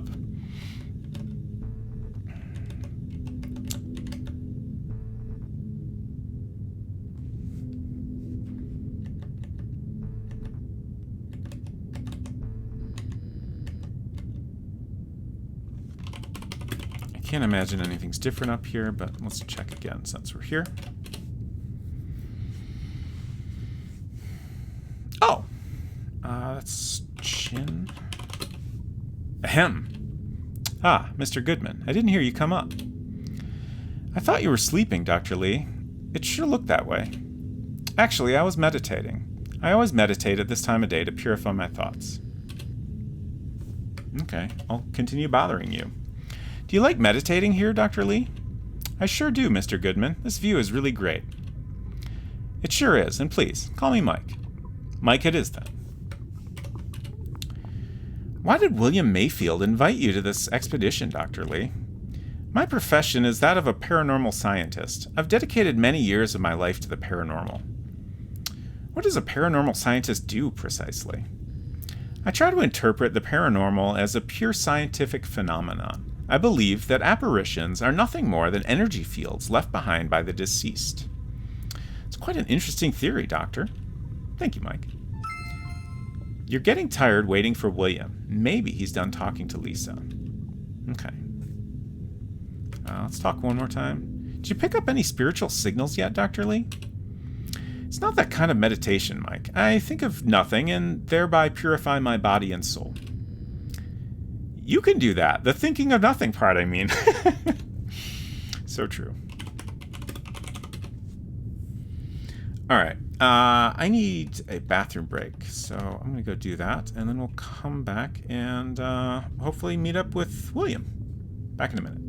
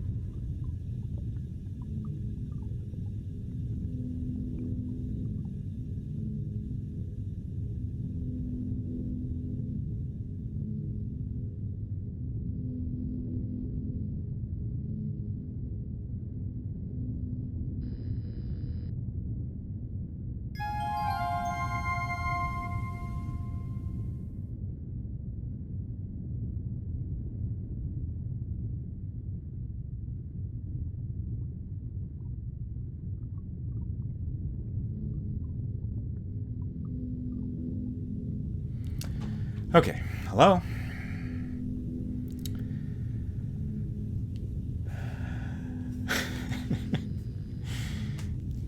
Streamos went to bed. Yes, it is true.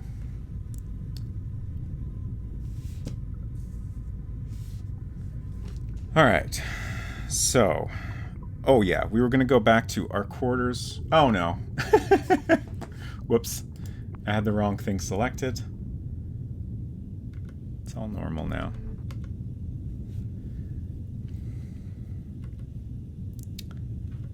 She probably had to bed too. All right. Thanks for hanging out, Deavor. It's always good to see you. Is this one it? No. Oh, okay. I'm in the completely wrong hallway. Well, I'll go around this way. Enjoy the spookiness. I certainly will.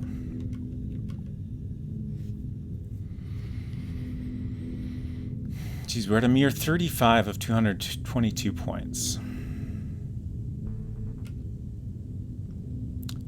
I was hoping I could get through all of this tonight, but I'm starting to wonder.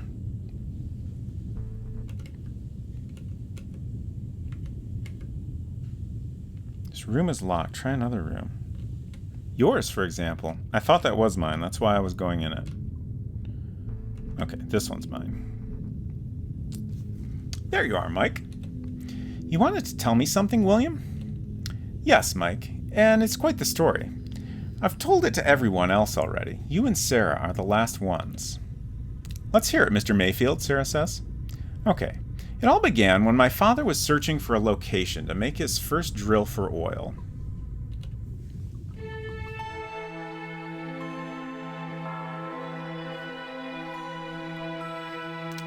Okay, can somebody tell me what the problem is here, my father said?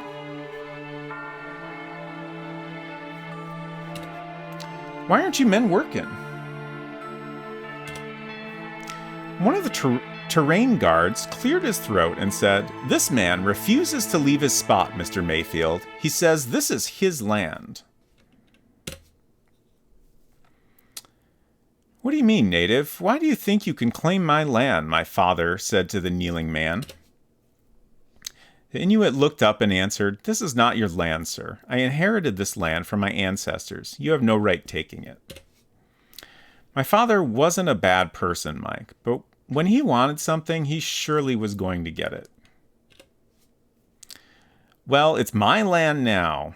Go worship land somewhere else. There's enough snow around here, so that shouldn't be a problem, my father said. I think he might actually be a bad person. The Inuit remained calm. I'm sorry, sir, but I can't let you take this land. My father was losing his patience. Listen up, buddy. I don't care what you think. Tomorrow we'll begin our first drilling. And having said these words, my father turned around.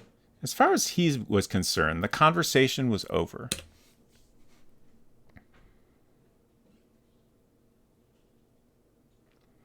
But the Inuit refused to leave. For days, he didn't move, staying kneeled in the cold snow.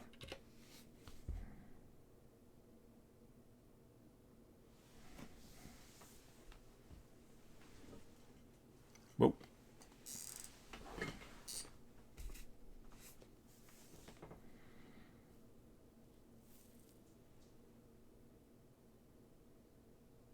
My father later told me that he really had much admiration for the Inuit's perseverance and his steadfastness. But my father was a very stubborn man, and he refused to give in. Yeah, I think our dad might be a bad guy. Well, not our dad. William's dad. But then, sir, could you come over here for a second? One of the guards said.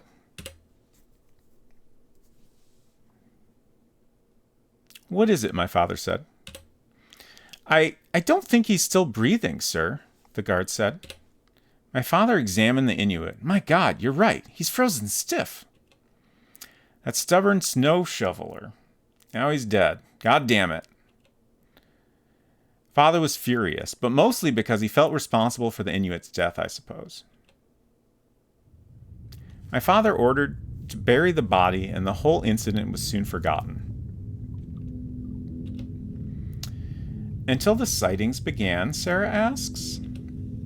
That's right. The apparition that people saw back then, was that of an Inuit? Exactly. It's one hell of a story, William. I know, Mike. I just wanted you both to understand my urge to come here. I want to give the Inuit, if he exists, his peace. We understand, William. We'll help you in any way we can. Thank you both, and thanks for listening. Well now, it's getting late, so I'm off to bed. Have a good night. William Mayfield leaves the room. You can clearly see the whole story has upset Sarah. You sit next to her and try to comfort her a bit. Poor William, Sarah says as she rests her head on your shoulder. You agree and kiss her on the forehead. Soon, the both of you doze off to sleep. When you awake the next morning, Sarah's already gone. You shower, get dressed, and decide to explore some more.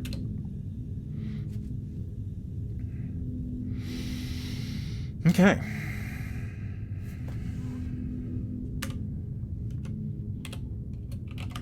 Day 2.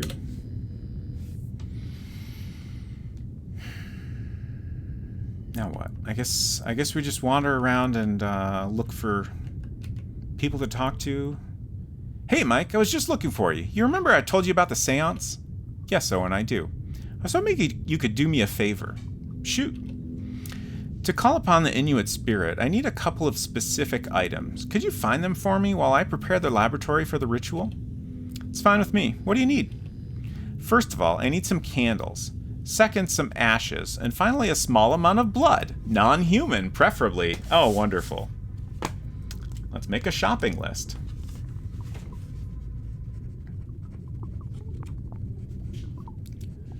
All your normal grocery supplies. Candles.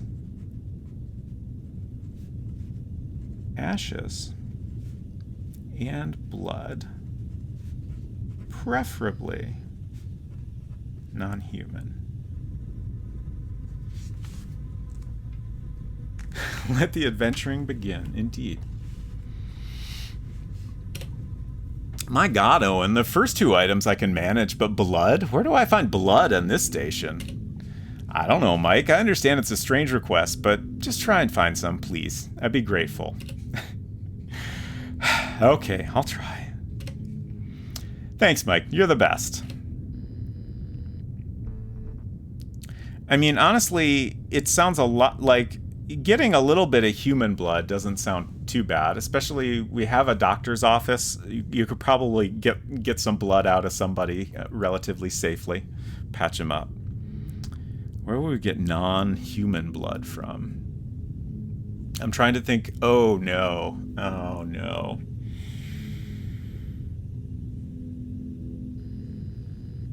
The cat.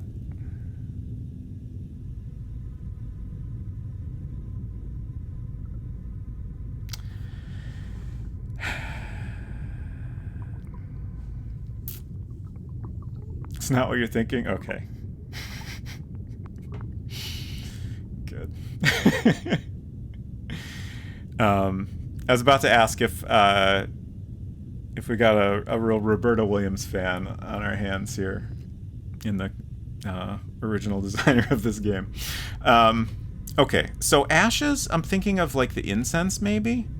Candles, I'm wondering if there's got to be some candles somewhere.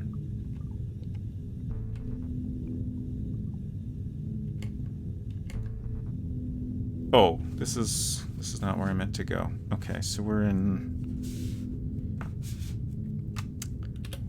one room south of where I was trying to get to. Okay. So, look at incense. Yuck. So, I guess I need something to put ashes in is the tricky part. But let's see what happens if I take ashes. Okay. Oh, all right. You carefully wipe some of the ashes together and put them in your pocket. Sounds a little messy, but sure. Great. Okay. Ashes down. Now we need candles and blood. I think I'm going to go check the pantry. I'm trying to remember if I might have seen candles in anyone's room. I suppose I'll check all the rooms.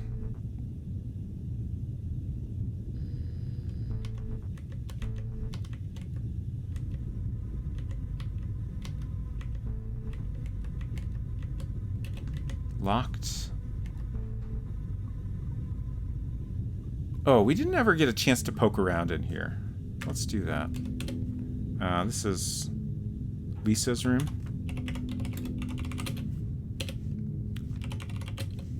This bedroom belongs to Lisa McIntyre. It's quite a comfy room. Look at nightstand. On top of this nightstand's a picture. Look at picture.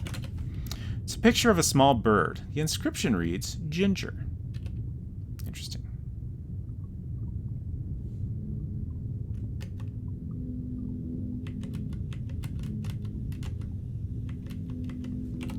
Look at bear. It's Lisa's favorite bed partner.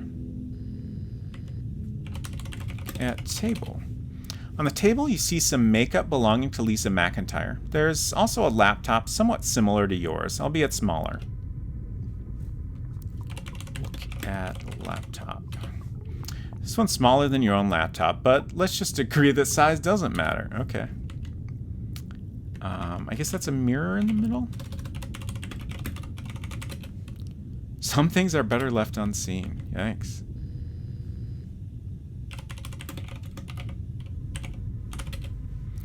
Although, in your opinion, Lisa doesn't really need any makeup. She has quite a lot.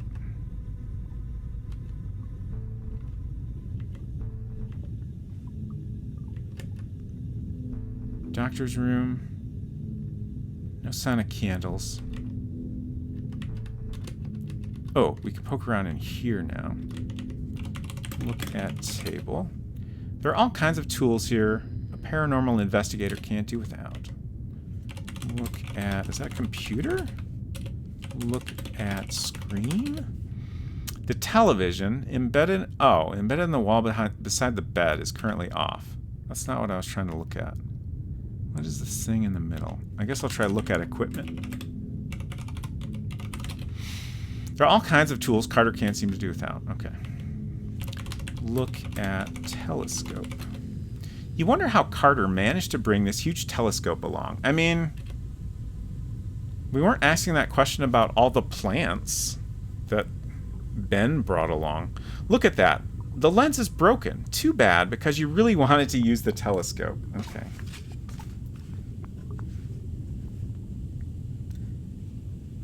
Telescope. Lens is broken.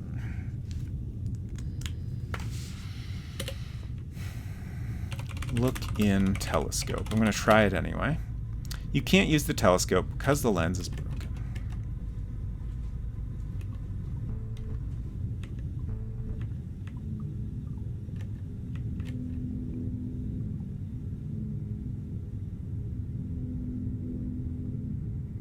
So we'll see who's in the cafeteria.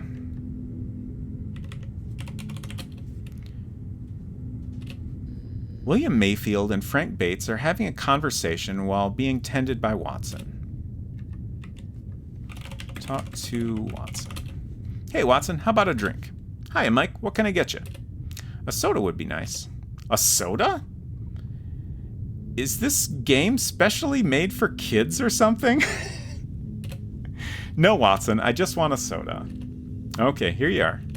You drink your soda. Talk to Frank. Good day, Mr. Bates. All is well, I hope? Get lost, Goodman. William Mayfield interrupts. Stop that childish behavior, Frank. I won't tolerate this foolish wrangling on my expedition. But Bill! I don't want to hear it, Frank. You and Mike just shake hands and make up. You offer Frank Bates your hand. Bates hesitates for a moment, but then decides to accept it. Okay, let's forget about what happened, Goodman. That's okay, Bates. I'd like to. Interesting. Let's try to talk again.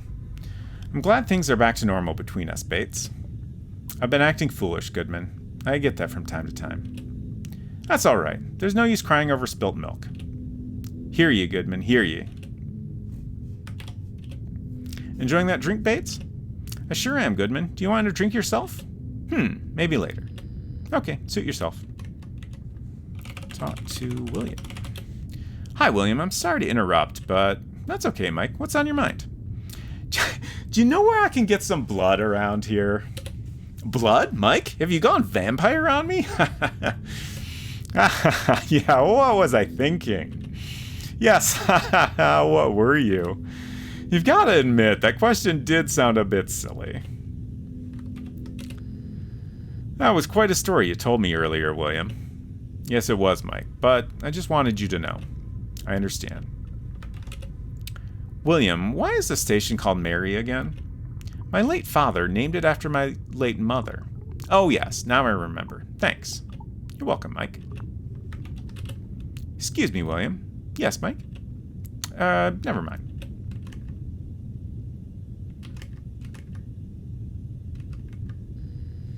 Oh, there's a shelf here I never really explored. Watson ought to clean up this kitchen. It's a bloody mess. Look at shelf. The cabinet is filled with cooking ingredients. Okay. Look at stove. It's what we call a kitchen island, a combination of a cooking range stove, oven, gas burners, dresser, and a wooden chopping board. There's some blood on the wooden board. Ahaha. Take blood. Okay. Once again, didn't really expect that to work. You carefully scrape off some of the blood and fold it in a piece of tissue. Okay, at least we didn't just put the blood in our pocket.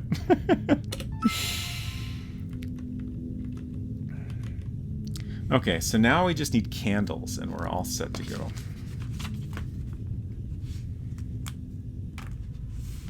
And I assume that was non-human blood, but I guess we don't know for sure, do we? Look at towel. What? Where? Is that not a towel? Look at wall. Some pretty neat tile work you see here. Besides that, there's an apron. Oh, an apron. And some cutlery hanging here. Look at apron. It's an apron, all right. Can we search the apron? I don't know why I'm doing this, but... Look at utensils. Watson has a lot of stuff at hand. For a cook, it must be great working here. Look at shelves. The shelves are packed with all kinds of supplies.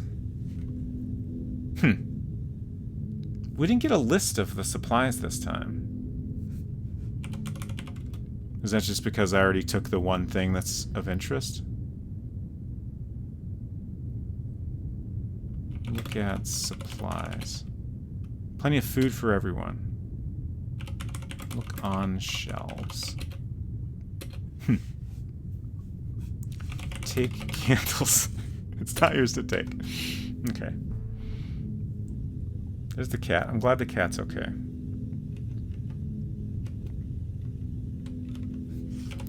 Look at picture. There are a woman and a boy in this picture, and probably Watson's wife and son.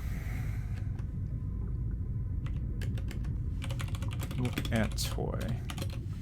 Toy mouse is making circular motions on the floor. Looking at it makes you dizzy.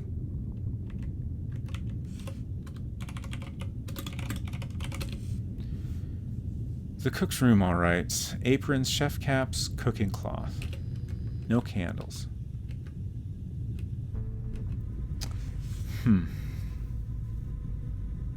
Oh, the lab. Wait, that's where we're meeting. I mean, that doesn't mean we can't find candles there, but... it does make me want to save before we...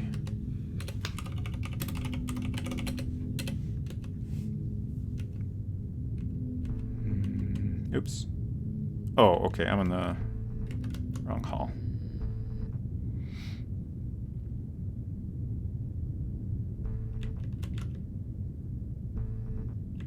Okay, and then...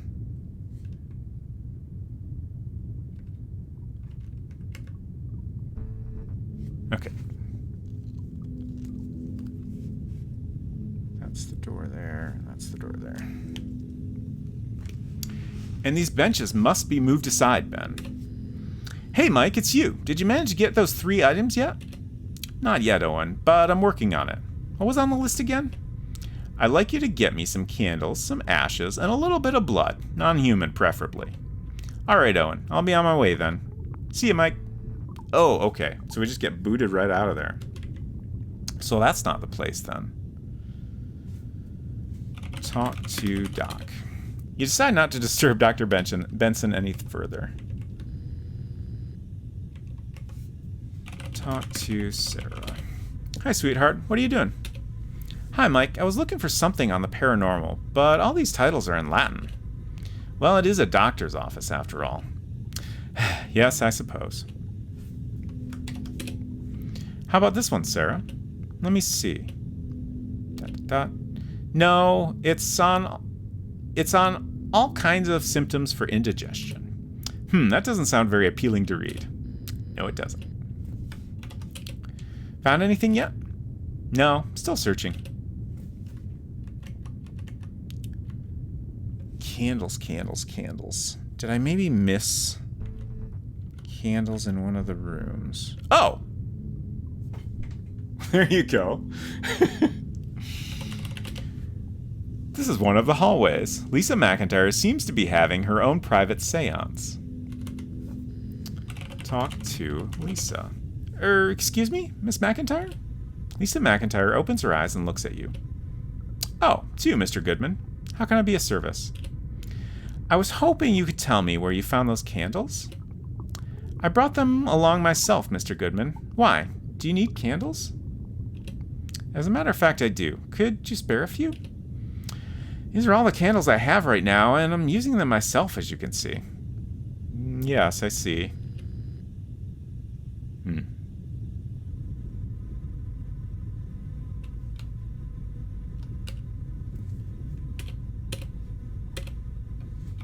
Take candles. Leave my candles where they are, Mr. Goodman. Okay, had to try. What if I sneak behind? Sneakily take candles. What's a sneakily? Okay, fair.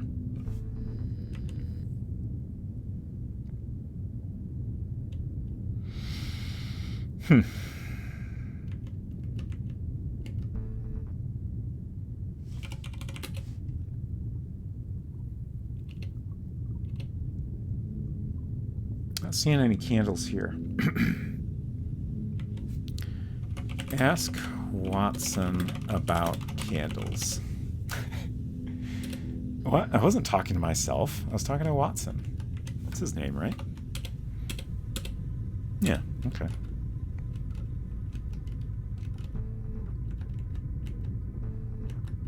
Are there any candles in the bathroom?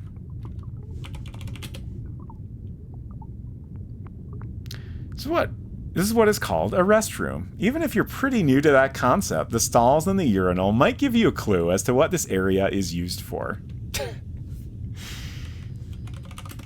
Open door. Oops, I forgot to knock.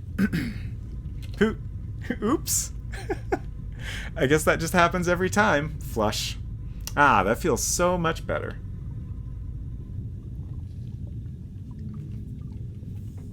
I guess the oops is for the fart?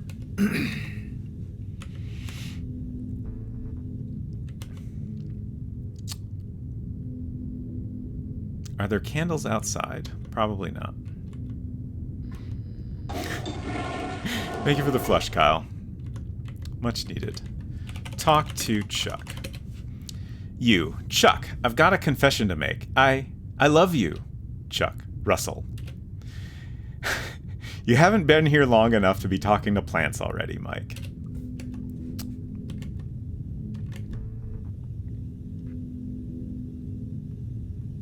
There's no sign of candles here.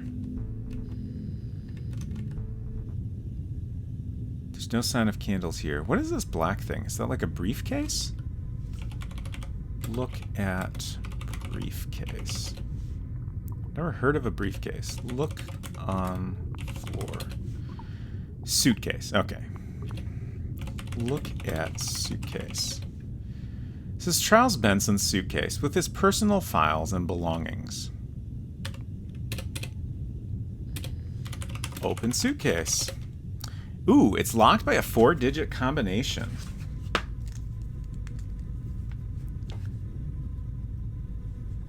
Charles's suitcase. Combo. 4 digits. Oops.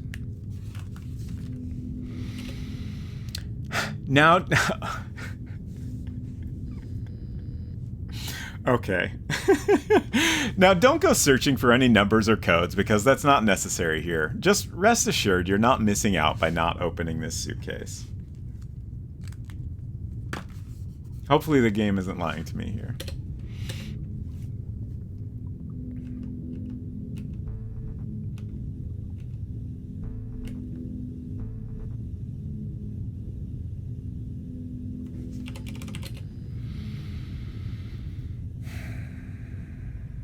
So this is Lisa McIntyre's room. Is it possible she has extra candles she forgot about?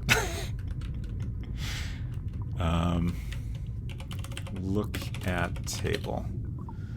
See some makeup belonging to Lisa. There's also a laptop, albeit smaller. Is that a trash can? Look in trash. You'd rather not. Okay. Look in bathroom? Bathroom is located in the far right. Yeah, I'm in there.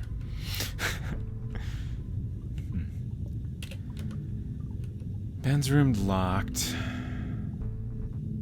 It's my room. As far as I know, we didn't bring any candles.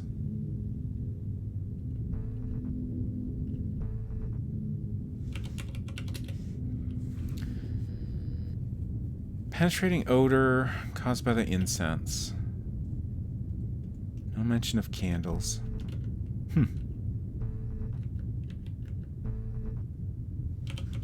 Look. Just hope Frank guards the station better than he does his bedroom. Look at table. A lot of high-tech equipment is just lying around on the table.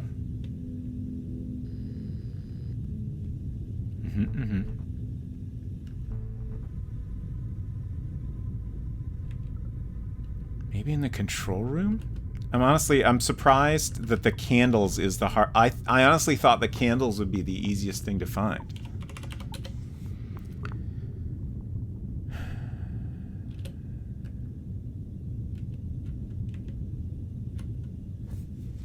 Look at tables. There's a lot of equipment here which you can look at but cannot touch. Look at screen. Look at equipment. Press button. Better not, Mike. Frank Bates could have installed some security measures. What if I try again? Don't say I didn't warn ya. What? The security robot provides you with some instant super glue, TM. You quickly become unable to move, let alone breathe. And we all know that can be quite fatal after a while. Thank you for playing Enclosure. Better luck next time. 3 out of 12.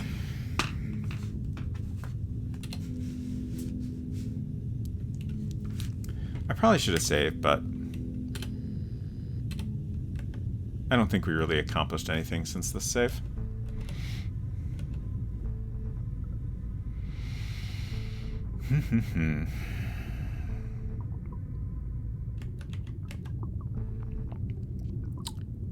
So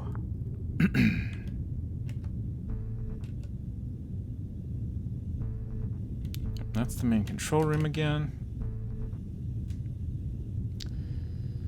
Like, I don't know if maybe we need to wait until Lisa is done or something.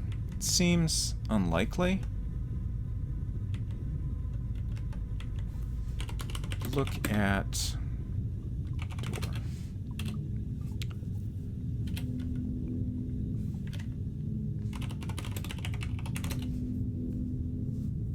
Like, as far as I can tell, time passes by doing things. So I guess there could be something unrelated to our goal that we need to do to make time pass.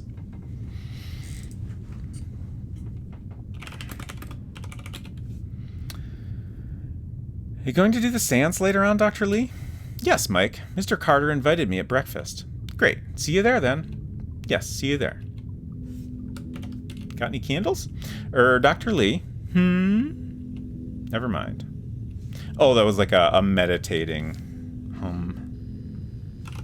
climb down.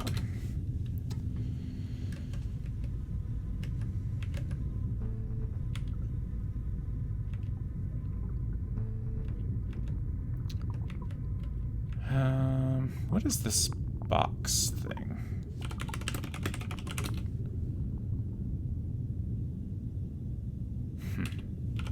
Look at suitcase? There's no suitcase here. What is that?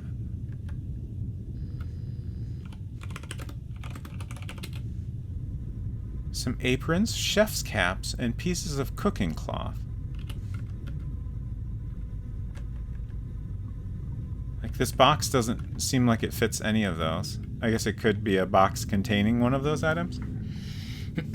Gentle hint line open. Okay. We'll accept a gentle hint. Thank you. I feel like I've been wandering around looking for these candles for a while. Can you hack in this game? I would solve every puzzle by hacking, as I am a brain genius. We haven't found any way to do that yet, Hinton. Press Lisa a bit more. Oh. Thank you. That makes sense.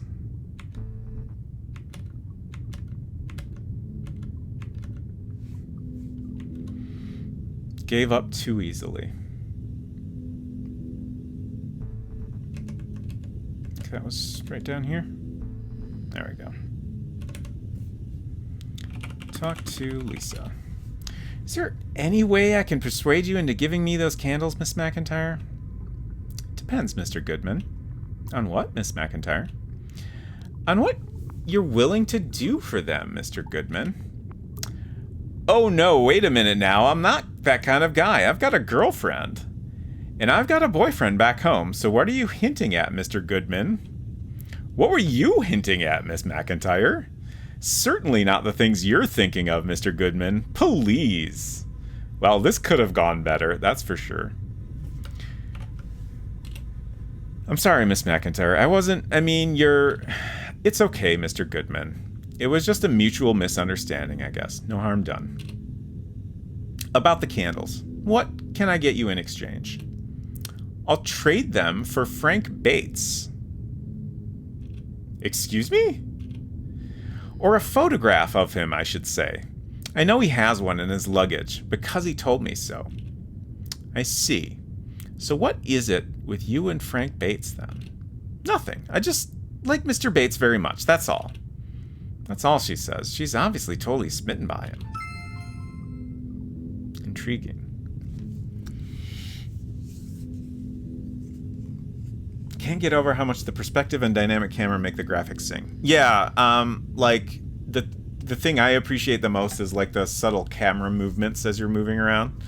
I wasn't entirely expecting that. It was very, very well done. Adventure game protagonist bad at social skills? Quelle surprise. Indeed. Let's save. Okay. So now we need to get a picture that is in that room that is guarded by a security robot, which is interesting.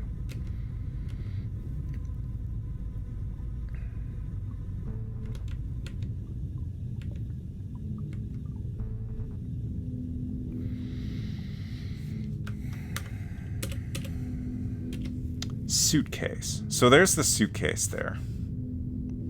I guess y'all can't see my mouse, so I don't have any way to point at it, but it's right in front of the desk there. I assume that's what we're after. I'm gonna... Don't say I didn't warn you. Okay. Shot in the face again.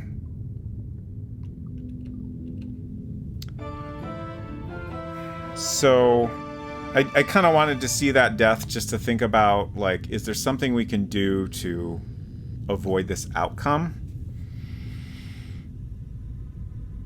Like, the main possibilities that come to mind for getting something out of this suitcase are we need to somehow avoid this robot or like prevent it from getting to us, or maybe we need to get the suitcase out of the room somehow. Like maybe we need to get someone else to bring it out. Like Frank.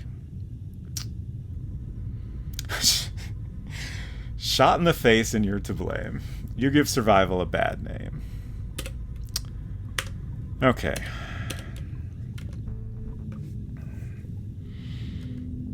Let's talk to Frank. Maybe we can convince Frank to simply give us a photo.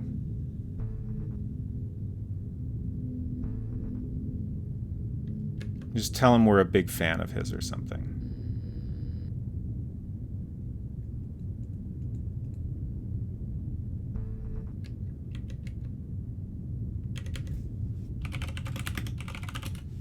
Hi, Bates. Hi, Goodman. It's not promising. Ask Bates for photo. Oh, I understand you've got a pretty nice photograph of yourself, Bates. Yes, I do, actually. It's in my luggage. Why do you ask, Goodman? Oh, it's nothing. Just curious.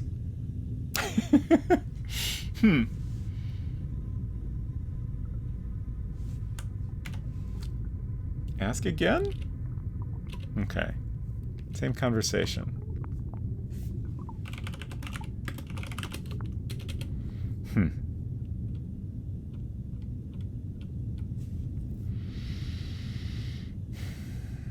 Like it's repeated again that it is in the suitcase. So I think we definitely need the one that is in the suitcase.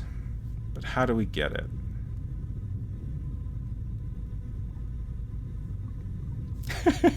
And says, well, great, Cole. Now I know what song I won't be able to stop thinking about for at least 6 months. Sorry to hear that.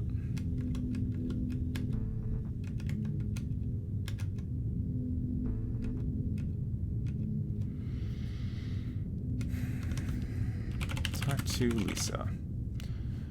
What about your boyfriend back home, Miss McIntyre?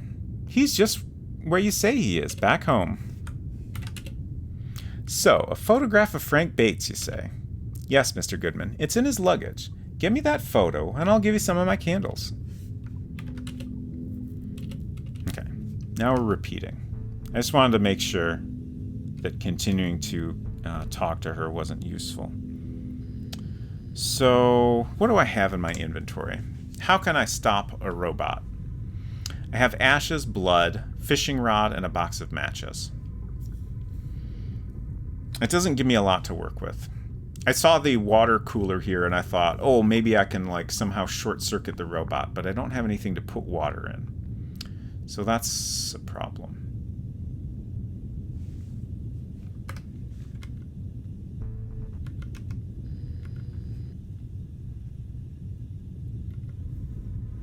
Now I'm thinking about maybe there's another item I can find somewhere. Oh, do I need to go fishing for a suitcase, perhaps? A very adventure gamey solution, but one worth trying, I think.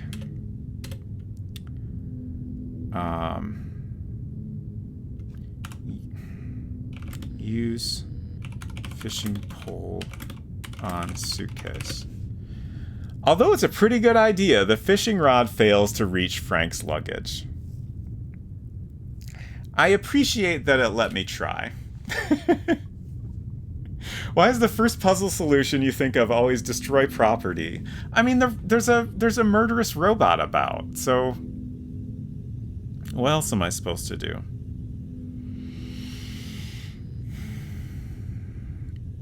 Though now that you mention it, we do have matches. I could try burning the robot.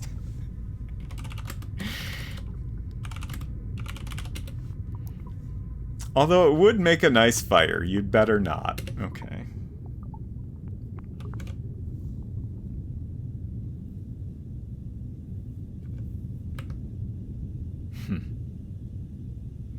Ooh, is there...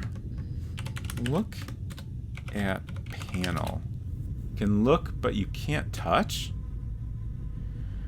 Okay.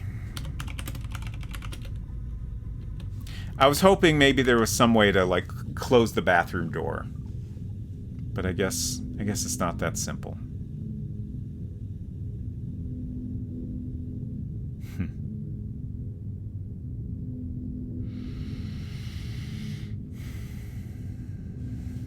Look at suitcase.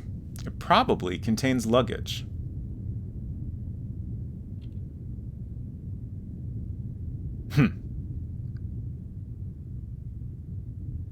Is it correct to refer to the contents of a suitcase as luggage? Not important, but...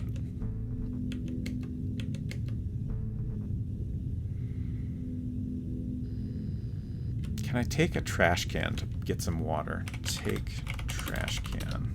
It's not yours to take. Can I take my trash can?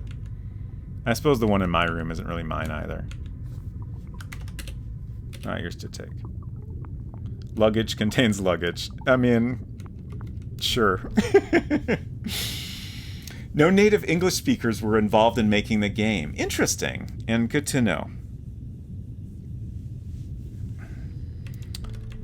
Honestly, like, I've caught a couple minor typos here and there, but they did a great job. I never would have guessed that.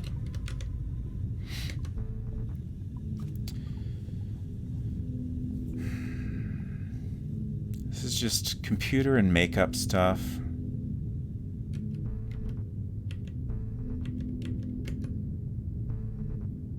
Jars full of viruses. Take jars. Leave it be. Fair, fair. Can you use the laptop? That's worth a shot. I can't remember if I tried. Use computer. You've got your own. Okay.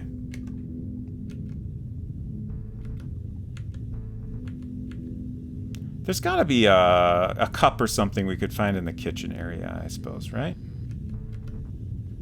Ooh, maybe... Can we get an empty glass from the bar?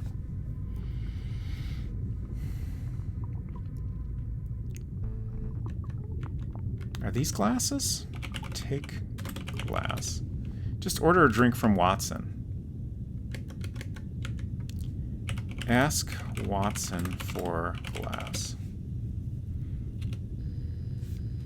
Talk to Watson. Watson, are you eavesdropping on your customers? Good one, Mike. Didn't know you were joking. So, you're a bartender as well, Watson? Excuse me. Yes, Mike, and much, much more. Wow. Please say more. I'm thinking about having another drink. Please do, Mike. What'll it be?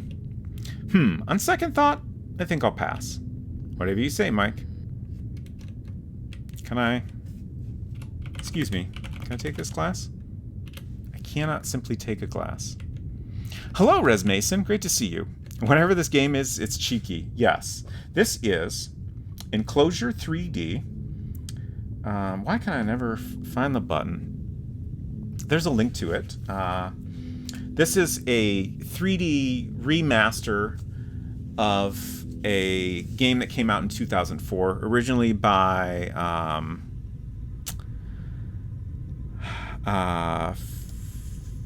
Femo Duo Entertainment and remastered by Mausimus, who has been hanging out with us in chat. It's been very neat. To kind of give you a very brief summary of the story, basically, we're at an Arctic base. It's probably haunted because the owner, the father of the owner of the base, basically stole the land from a native and refused to give it back, and the native died here. But the current owner of the base has kind of brought in a group of like paranormal investigators to kind of figure out what's going on here.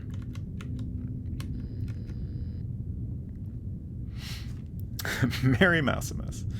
Don't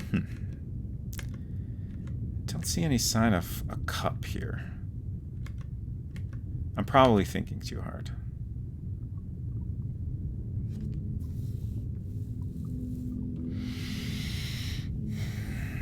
If you want to give me a nudge in the right direction, mausimus, I'd be all for it.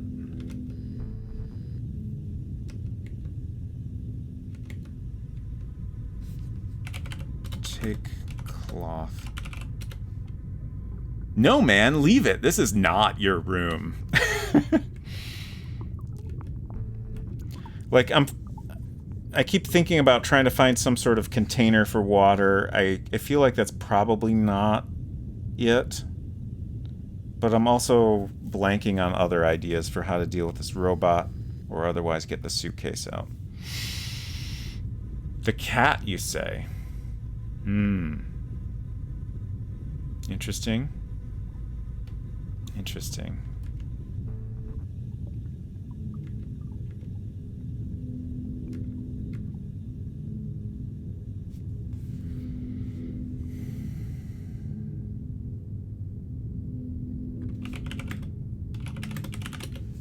I can't take the cat toy. What could I do with the cat? Take cat? It's not yours to take. Pick up cat. Talk to cat. Hi there, pretty kitty. Who's a pretty kitty? Who's a pretty kitty? Snowflake looks at you with one eyebrow raised. You were unaware that cats could do that. Okay. So it seemed interested, but not effective. Is there something else I could get the cat's attention with? Whoops. Fishing. Oh. Use fish. Whoops. Use fishing rod on cat toy? Come again? I mean, I know it's a weird idea, but I'm disappointed the game didn't understand it at all.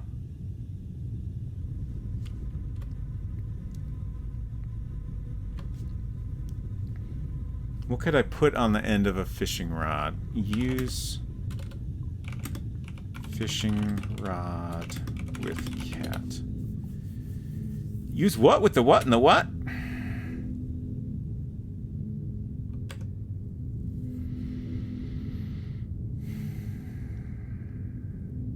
You do need the cat toy. Okay. Ooh. I was wondering about checking outside, but for some reason I thought that would not have happened yet. Thank you.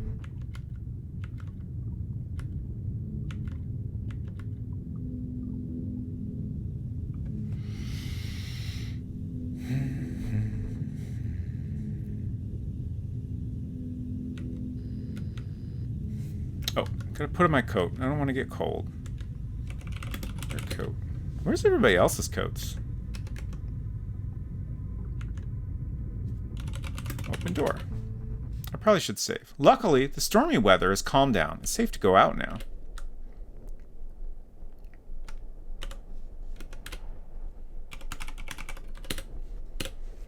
Okay. The little bit of depth of field blur on the background is a very interesting effect. What are these tubs? Let's look. You're outside the station. The environment is kind of white. Look at tubs. Never heard of a tubs. Look at drums. Let's try that. Never heard of a drums. Okay. I did my best. Look at helicopter. The helicopter looks pretty damaged by your landing skills. Let's just hope Frank knows how to fix it. Oh, I missed a death opportunity. Thank you for pointing that out. I will try that once I'm done exploring out here. I can't tell if these black dots are anything or just texture in the snow. Look at ground. It's a lot of snow here. Do we peek in the windows? Look in windows. There's some small windows in the station.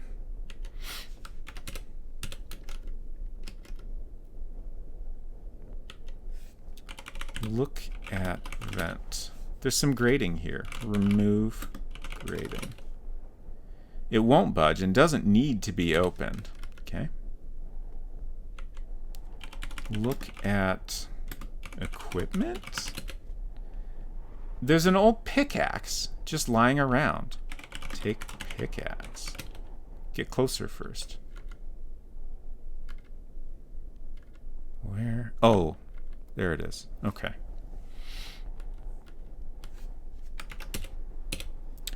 You dust off the snow and take the pickaxe.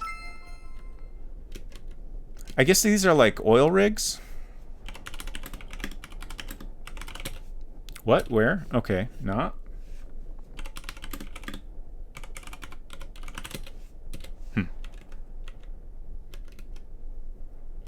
Pick nose with pickaxe.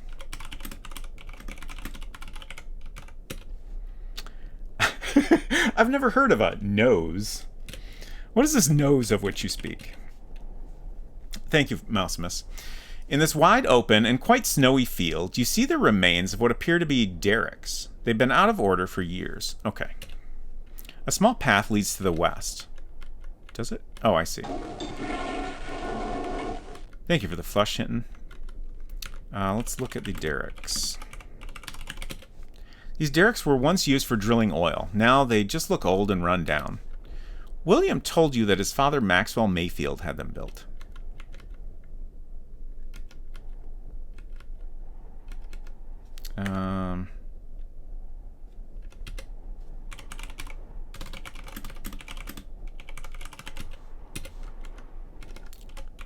Look. Though it's rather chilly, you do enjoy this environment. It kind of reminds you of Christmas back home. A small lake lays frozen. You wish you'd brought your skates. A large boulder is blocking your way to the west. Is that... It looks like there's a big hole in the ice. Let's see what happens. Oh! We could fish here. Oh! Fish. Get closer first, but not too close.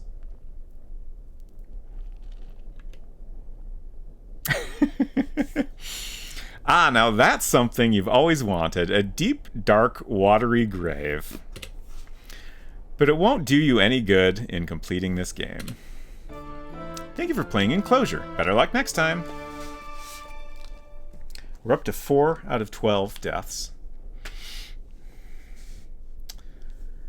Oh, I missed your question, Res Mason, which I see you have already figured out the answer to. Does anyone remember an old pixely adventure game where you start as a disillusioned space janitor who tosses his broom into space? Yes, that is definitely Space Quest.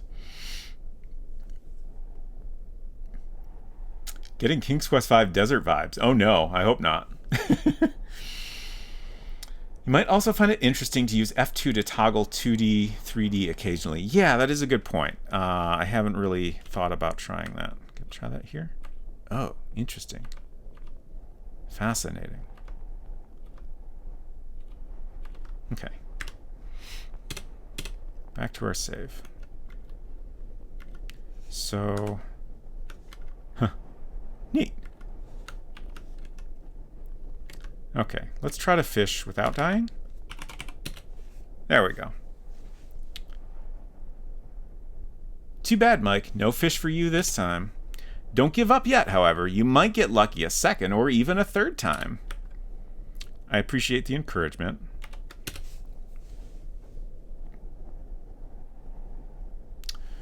Still no fish. Would you look at that? This'll make a fine meal.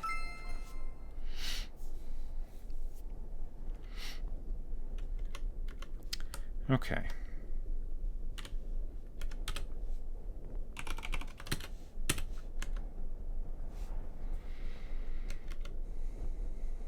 So there's the boulder blocking the way. Look at boulder. A large boulder is blocking your way to the west. So many boulders to deal with tonight. There's a small hole in the boulder. Look in hole. Yeah, I know. I'm trying to look in it. Reach in hole? What's a reach? Look inside boulder. Maybe it's to...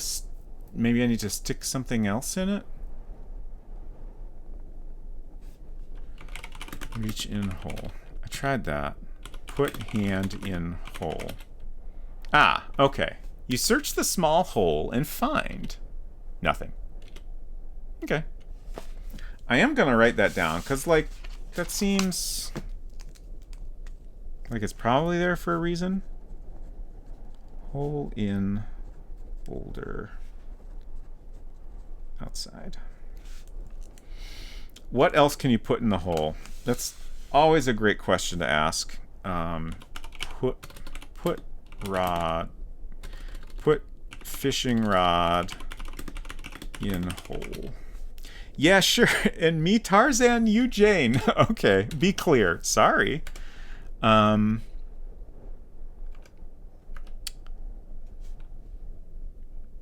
Use pickaxe on hole.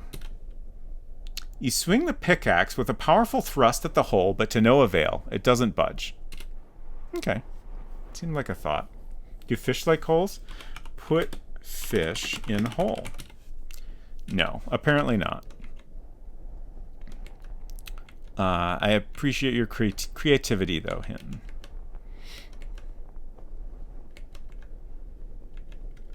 Oh, you think we should search multiple times?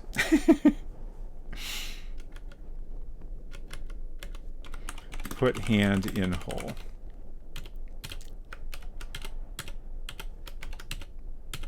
Okay, I tried 4 times. I think that's being thorough. Objectively, though, fish do like holes. I suppose that's true? Oh. This music is different, right?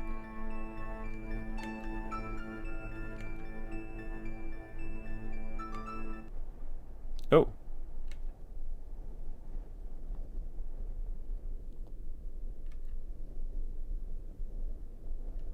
I'm concerned.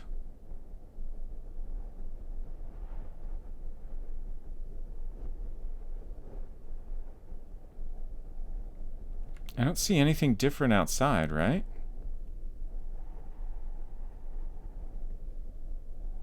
I'm just gonna make sure I didn't miss something.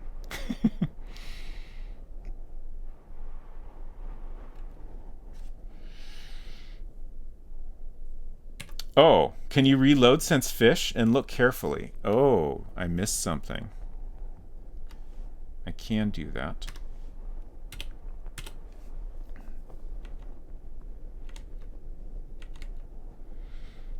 So was there maybe something in the background I missed?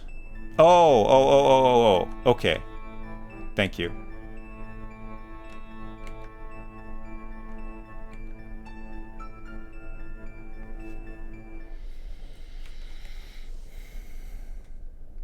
All these hard-coded special effects.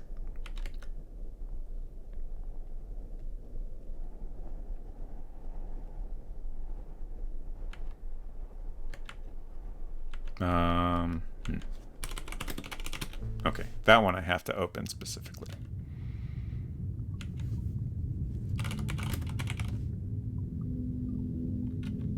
Sound a little spookier in here.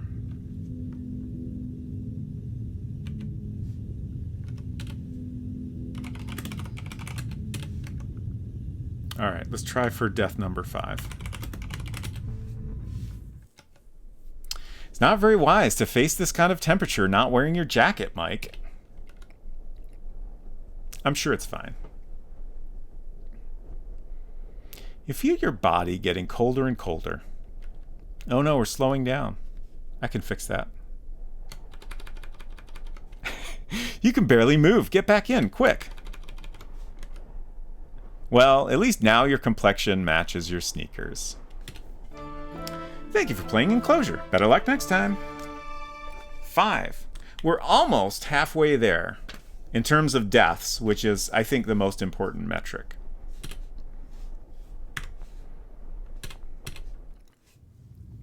All right. So we have a fish now, which seems pretty useful in attracting a cat.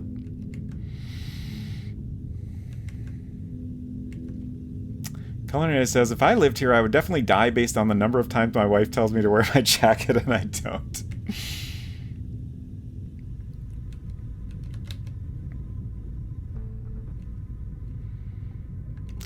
I guess I went the long way to get to the cat. Let's try back this direction.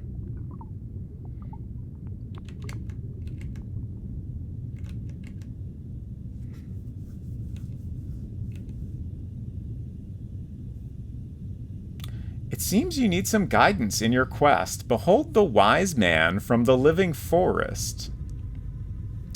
Hear my advice, mortal. The guy looks kind of familiar. One needs water, one needs air. Another has cogs and wheels as its share? What? Excuse me? What?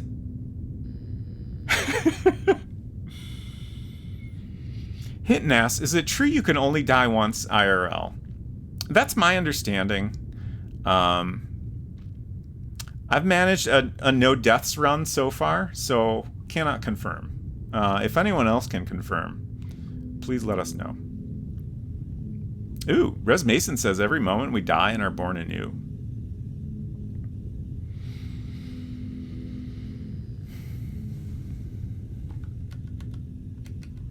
What was that? What was that about? Does anyone understand that? Was that just a weird Easter egg? Or was it actually a hint that is completely incomprehensible to me? So I have a fishing rod and separately a fish.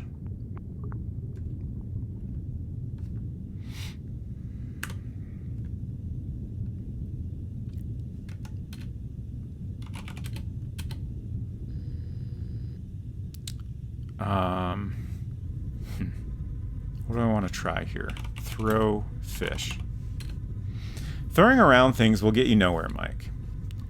Put fish on rod. Be clear. Show fish to cat. Come again? Give fish to cat. Get closer to Snowflake first. Okay. You offer Snowflake the fish. First, he sniffs at it. Then, he carefully takes it from your hand. Okay. Take toy. Okay. We got the toy. Now that Snowflake's eating the fish, he doesn't mind you taking his toy mouse.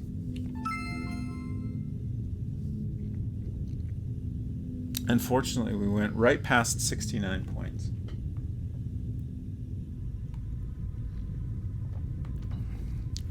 Oh, well. Close up of the... Oh! The inventory! I forgot about looking at the inventory. We're going to look at all the inventory items. This is a small pile of ashes. It still has its strong odor. Toy mouse. It's a toy mouse. That's so cute. I love it. Thank you for suggesting this. Box of matches. In this game, life's like a box of matches. You only got a few, Mike. Use them wisely. Blood. This tissue contains a small amount of blood, non-human preferably. Again, we're not entirely sure about that. It's one of those fishing rods with instant bait TM, which means fishing till you drop. I guess we did actually look at that. Pickaxe. This tool might come in handy at some time. Okay. So the cat still... Okay. When mausimus first brought up the cat, I was thinking we needed to get the cat's help somehow. But now I'm thinking we just need the cat's toy.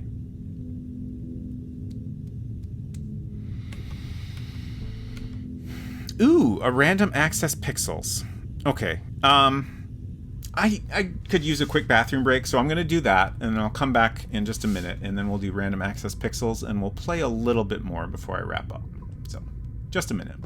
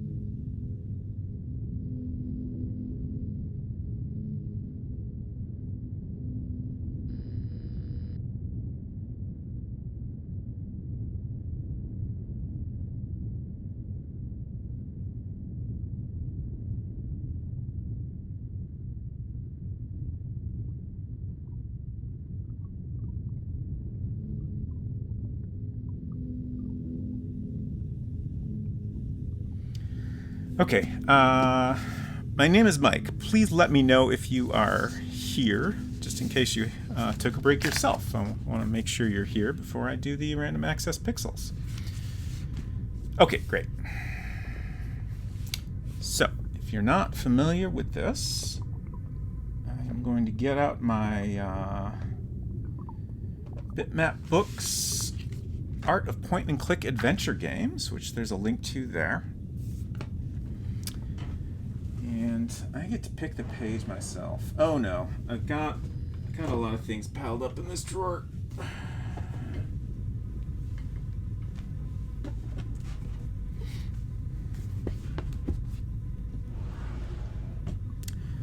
Okay, so the book is roughly chronological, so when I'm picking a page, like, I kind of try to decide if I want something more towards the beginning or later. Let's do right here. Ooh. Oh, Discworld. Interesting. Have not played this. This is Discworld from 1995. Although several companies sought permission to turn Terry Pratchett's novels into point-and-click adventures, it was British developer Perfect Entertainment which was eventually granted permission. The game mechanics were inspired by LucasArts and Sierra Adventures, but included some frustratingly difficult puzzles. Arriving at a time when there was still a sizable market for PC adventure games, Discworld was reasonably successful upon release. However, the inclusion of Monty Python actor Eric Idle helped propel the game to cult classic status. I did not know Eric Idle was in this. Neat. Looks like it's hand-drawn background that was scanned in, which is pretty common for that era.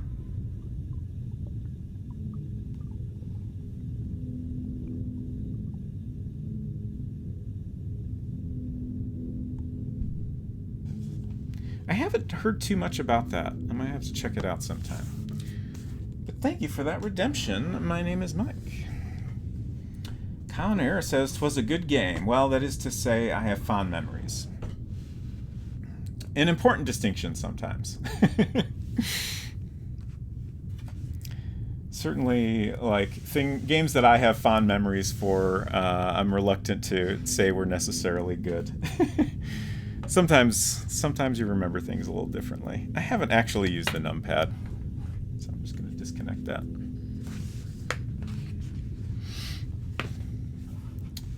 You're welcome. All right. So we have a cat toy now, which I think will get us somewhere.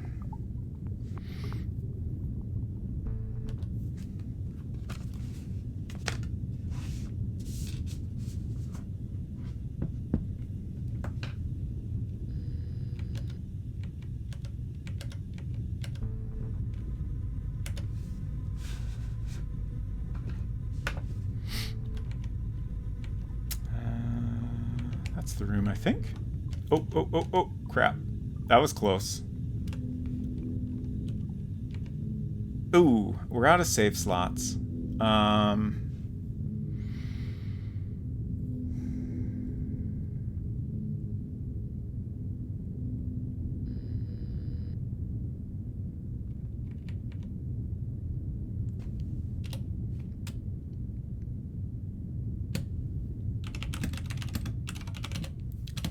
Okay, hopefully...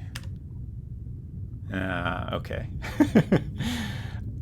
I always hope with a save system like this that they'll be ordered chronologically, just because that makes it easier to keep track of. I guess a lot of people number their save files in this situation, which maybe I'll go ahead and do.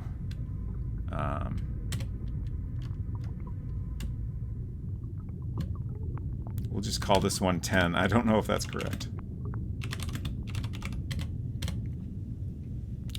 All right, so we're gonna, I guess, just put the cat toy on the ground. Come again. Drop cat toy. No littering, please. Let's try to keep this game clean and tidy. Interesting. Throw cat toy. Throwing around things will get you nowhere, Mike. Thank you for the UG, F-Don. This is puzzling. My thought was that we could, throw the cat toy on the ground and that would get the droid's attention, the little murder robot, and then I don't know what. Toy mouse, box of matches, ashes, blood, fishing rod, pickaxe. Maybe we could destroy it with the pickaxe at that point. Vocabulary. Ooh, am I not using the correct words, perhaps?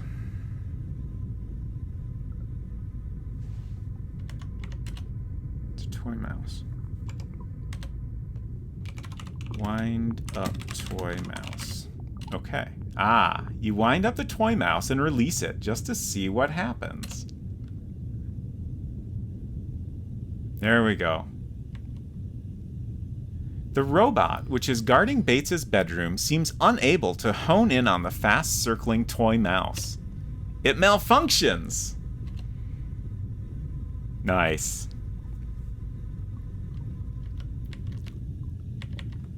Look at robot. It's smoking. Take toy mouse. You have no need for the toy mouse anymore. Okay, just making sure. Take suitcase? It's not yours for the taking. Open suitcase. Okay. You carefully open the suitcase, hoping for no more booby traps. Thank you for the rats. In the suitcase, you find the photograph of Frank Bates. You still don't understand what Lisa McIntyre sees in him. 92 points.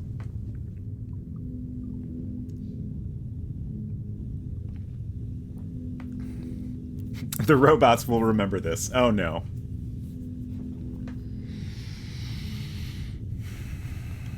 Okay. Is there anything else we want to poke at while we're here? Look at table. A lot of high-tech equipment is just lying around on the table. Take equipment. It's not yours. You don't feel like it. Okay, interesting response. Use equipment. You don't feel like it. Close up. Good idea. Thank you. We all know what that big gun is compensating for.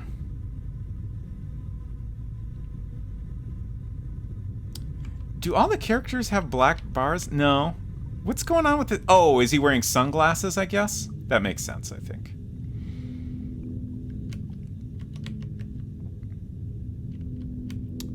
I can't think of anything else to try in here.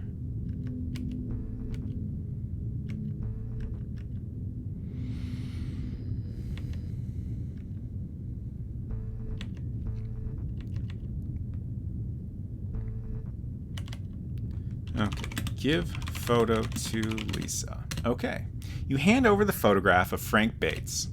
Lisa takes it, looks at it, and a twinkle appears in her eyes.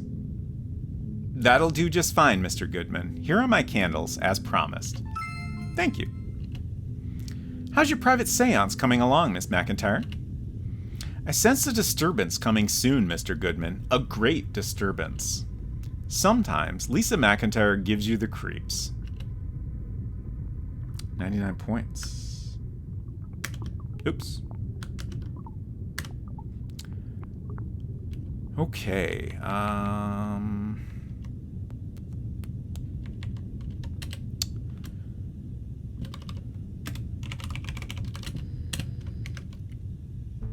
Time for a seance, I guess. That's what we're doing, right? Ooh.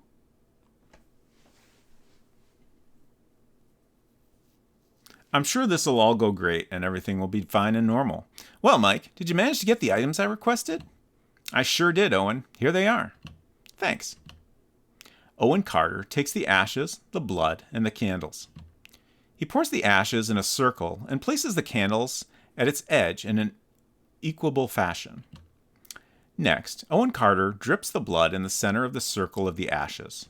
Finally, he lights the candles. Owen Carter raises his hand. Quiet, please. All the talking dies down. Everybody's looking at Owen Carter. We've gathered here tonight to summon the spirit of the Inuit. I want all to clear their mind and hold hands. Carter clears his throat. I command any spirit present in this station to show itself, Owen Carter says.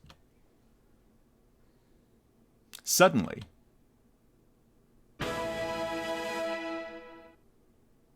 what's this? All the lights have gone dead, Owen Carter says. My God, and all the candles are blown out, Sarah cries out. Calm down, Miss Parker. I've got a flashlight with me, William Mayfield says. Click. Click. Click. That's strange. The flashlight isn't working, William Mayfield says. It was working fine when I tried it earlier. I don't like this one bit, Ben Green says. Whatever you do, don't break the circle, Owen Carter commands. It's getting quite cold in here, Dr. Benson says. Thank you for the scream, F-tone.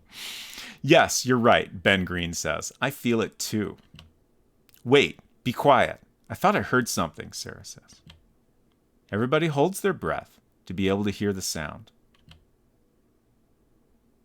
Thank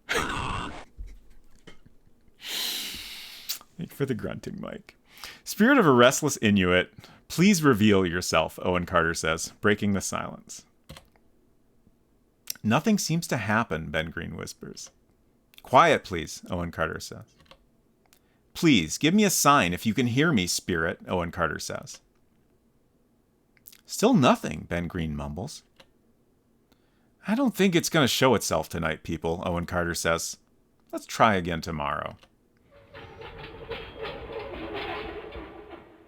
What's that sound? Lisa McIntyre asks. I don't know, William Mayfield says, but it sounds kind of like the water pipes. Water pipes? What water pipes? Owen Carter asks. The water pipes connected to the sprinklers, William Mayfield replies. My God, what's this? Ben Green suddenly cries out. It seems that the sprinklers have been turned on, Chin Sung Lee says. The sprinklers? But how? William Mayfield says. This water feels rather sticky, Dr. Benson says. Thank you for the flush maple mystery. It smells suspicious, too, you shout. Let's get out of here, quick. But the circle! We shouldn't break the circle, Owen Carter says, but no one is listening anymore. Like a wild herd, the party rushes out of the dark lab. Once outside, they discover what the water really was. Oh, oil! I thought it was going to be blood. It gave you a sign, all right, Carter, Ben Green says. I'm covered with oil, for crying out loud. I don't understand. My father told me he never found any oil here, William Mayfield says. Don't worry about that. How did the oil get in the water pipes, you say? There's some kind of presence here in Mary, that's for sure, Lisa McIntyre says. Let's not keep the oil on too long, ladies and gentlemen, Charles Benson says. It's not all that conducive to the skin. You're probably right, Doctor. Let's call it a day, people. Tomorrow, Frank and I will get to the bottom of this, William Mayfield says. We'll all get to the bottom of this, Owen Carter says. It seems to me that we just had our first official contact with the spirit. Some contact, Ben Green says. The party agrees to Dr. Benson's advice. Everyone looks up their quarters, showers, and finally hits the sack. The following morning.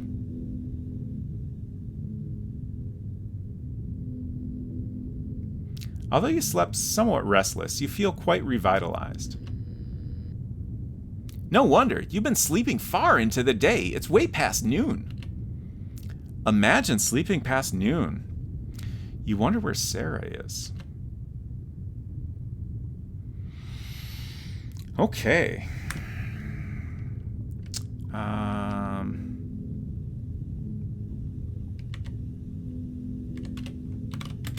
Oops. And that is where we're going to leave it for tonight. That was a lot of fun. And we will continue it next week. I'm very excited to play the rest of this.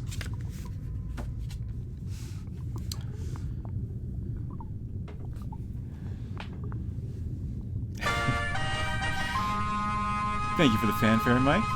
Daniel, good to see you. Hope you're doing well.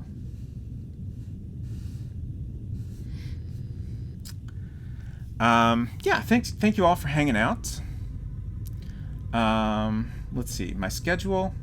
So Friday, I will continue the World Builder game I've been working on.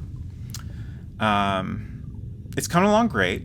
I also, I kind of started working on a Playdate port of it.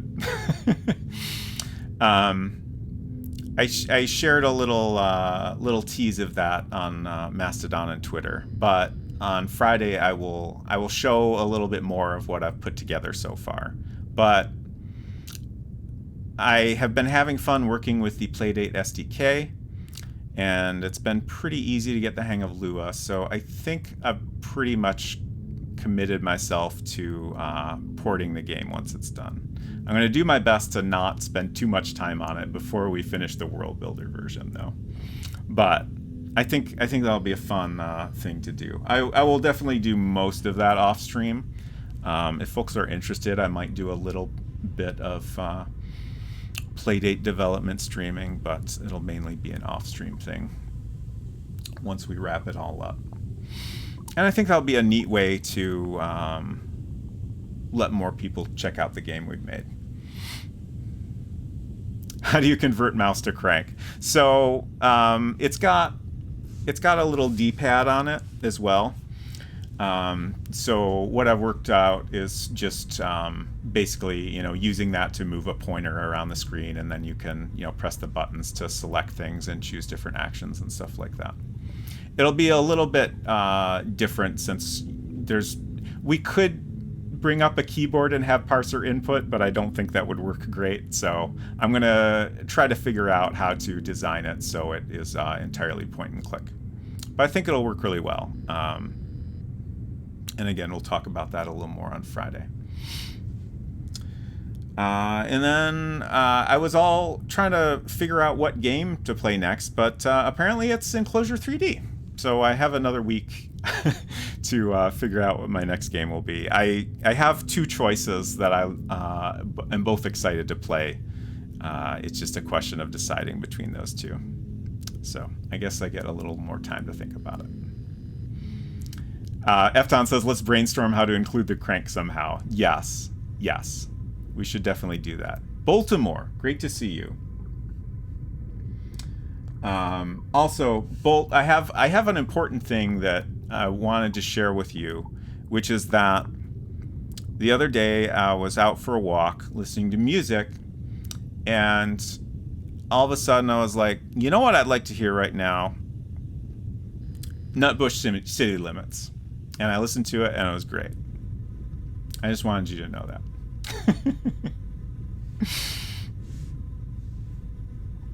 All right. Let's find someone to raid.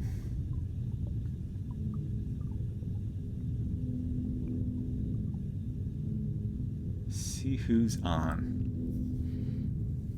Yeah, honestly, I kind of forgot that was a Tina and Ike Turner song until I, loaded it up on my phone. But yeah, I thought of that as well.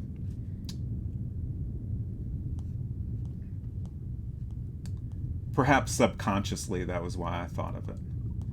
Let's see. Who all is streaming?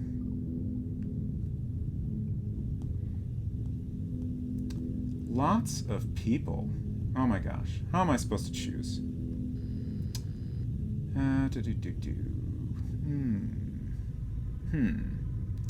Could rate someone new.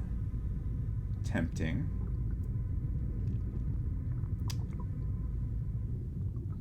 Babe is playing more Quest for Glory. I think we'll go say hello to someone new.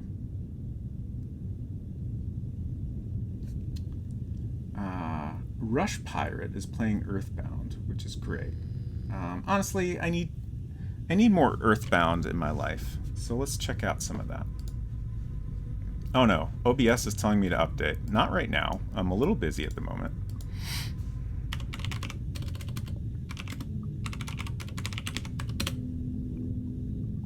Okay, there we go. thank you again for hanging out. I hope y'all have a great rest of your week, and we'll see you around. Bye.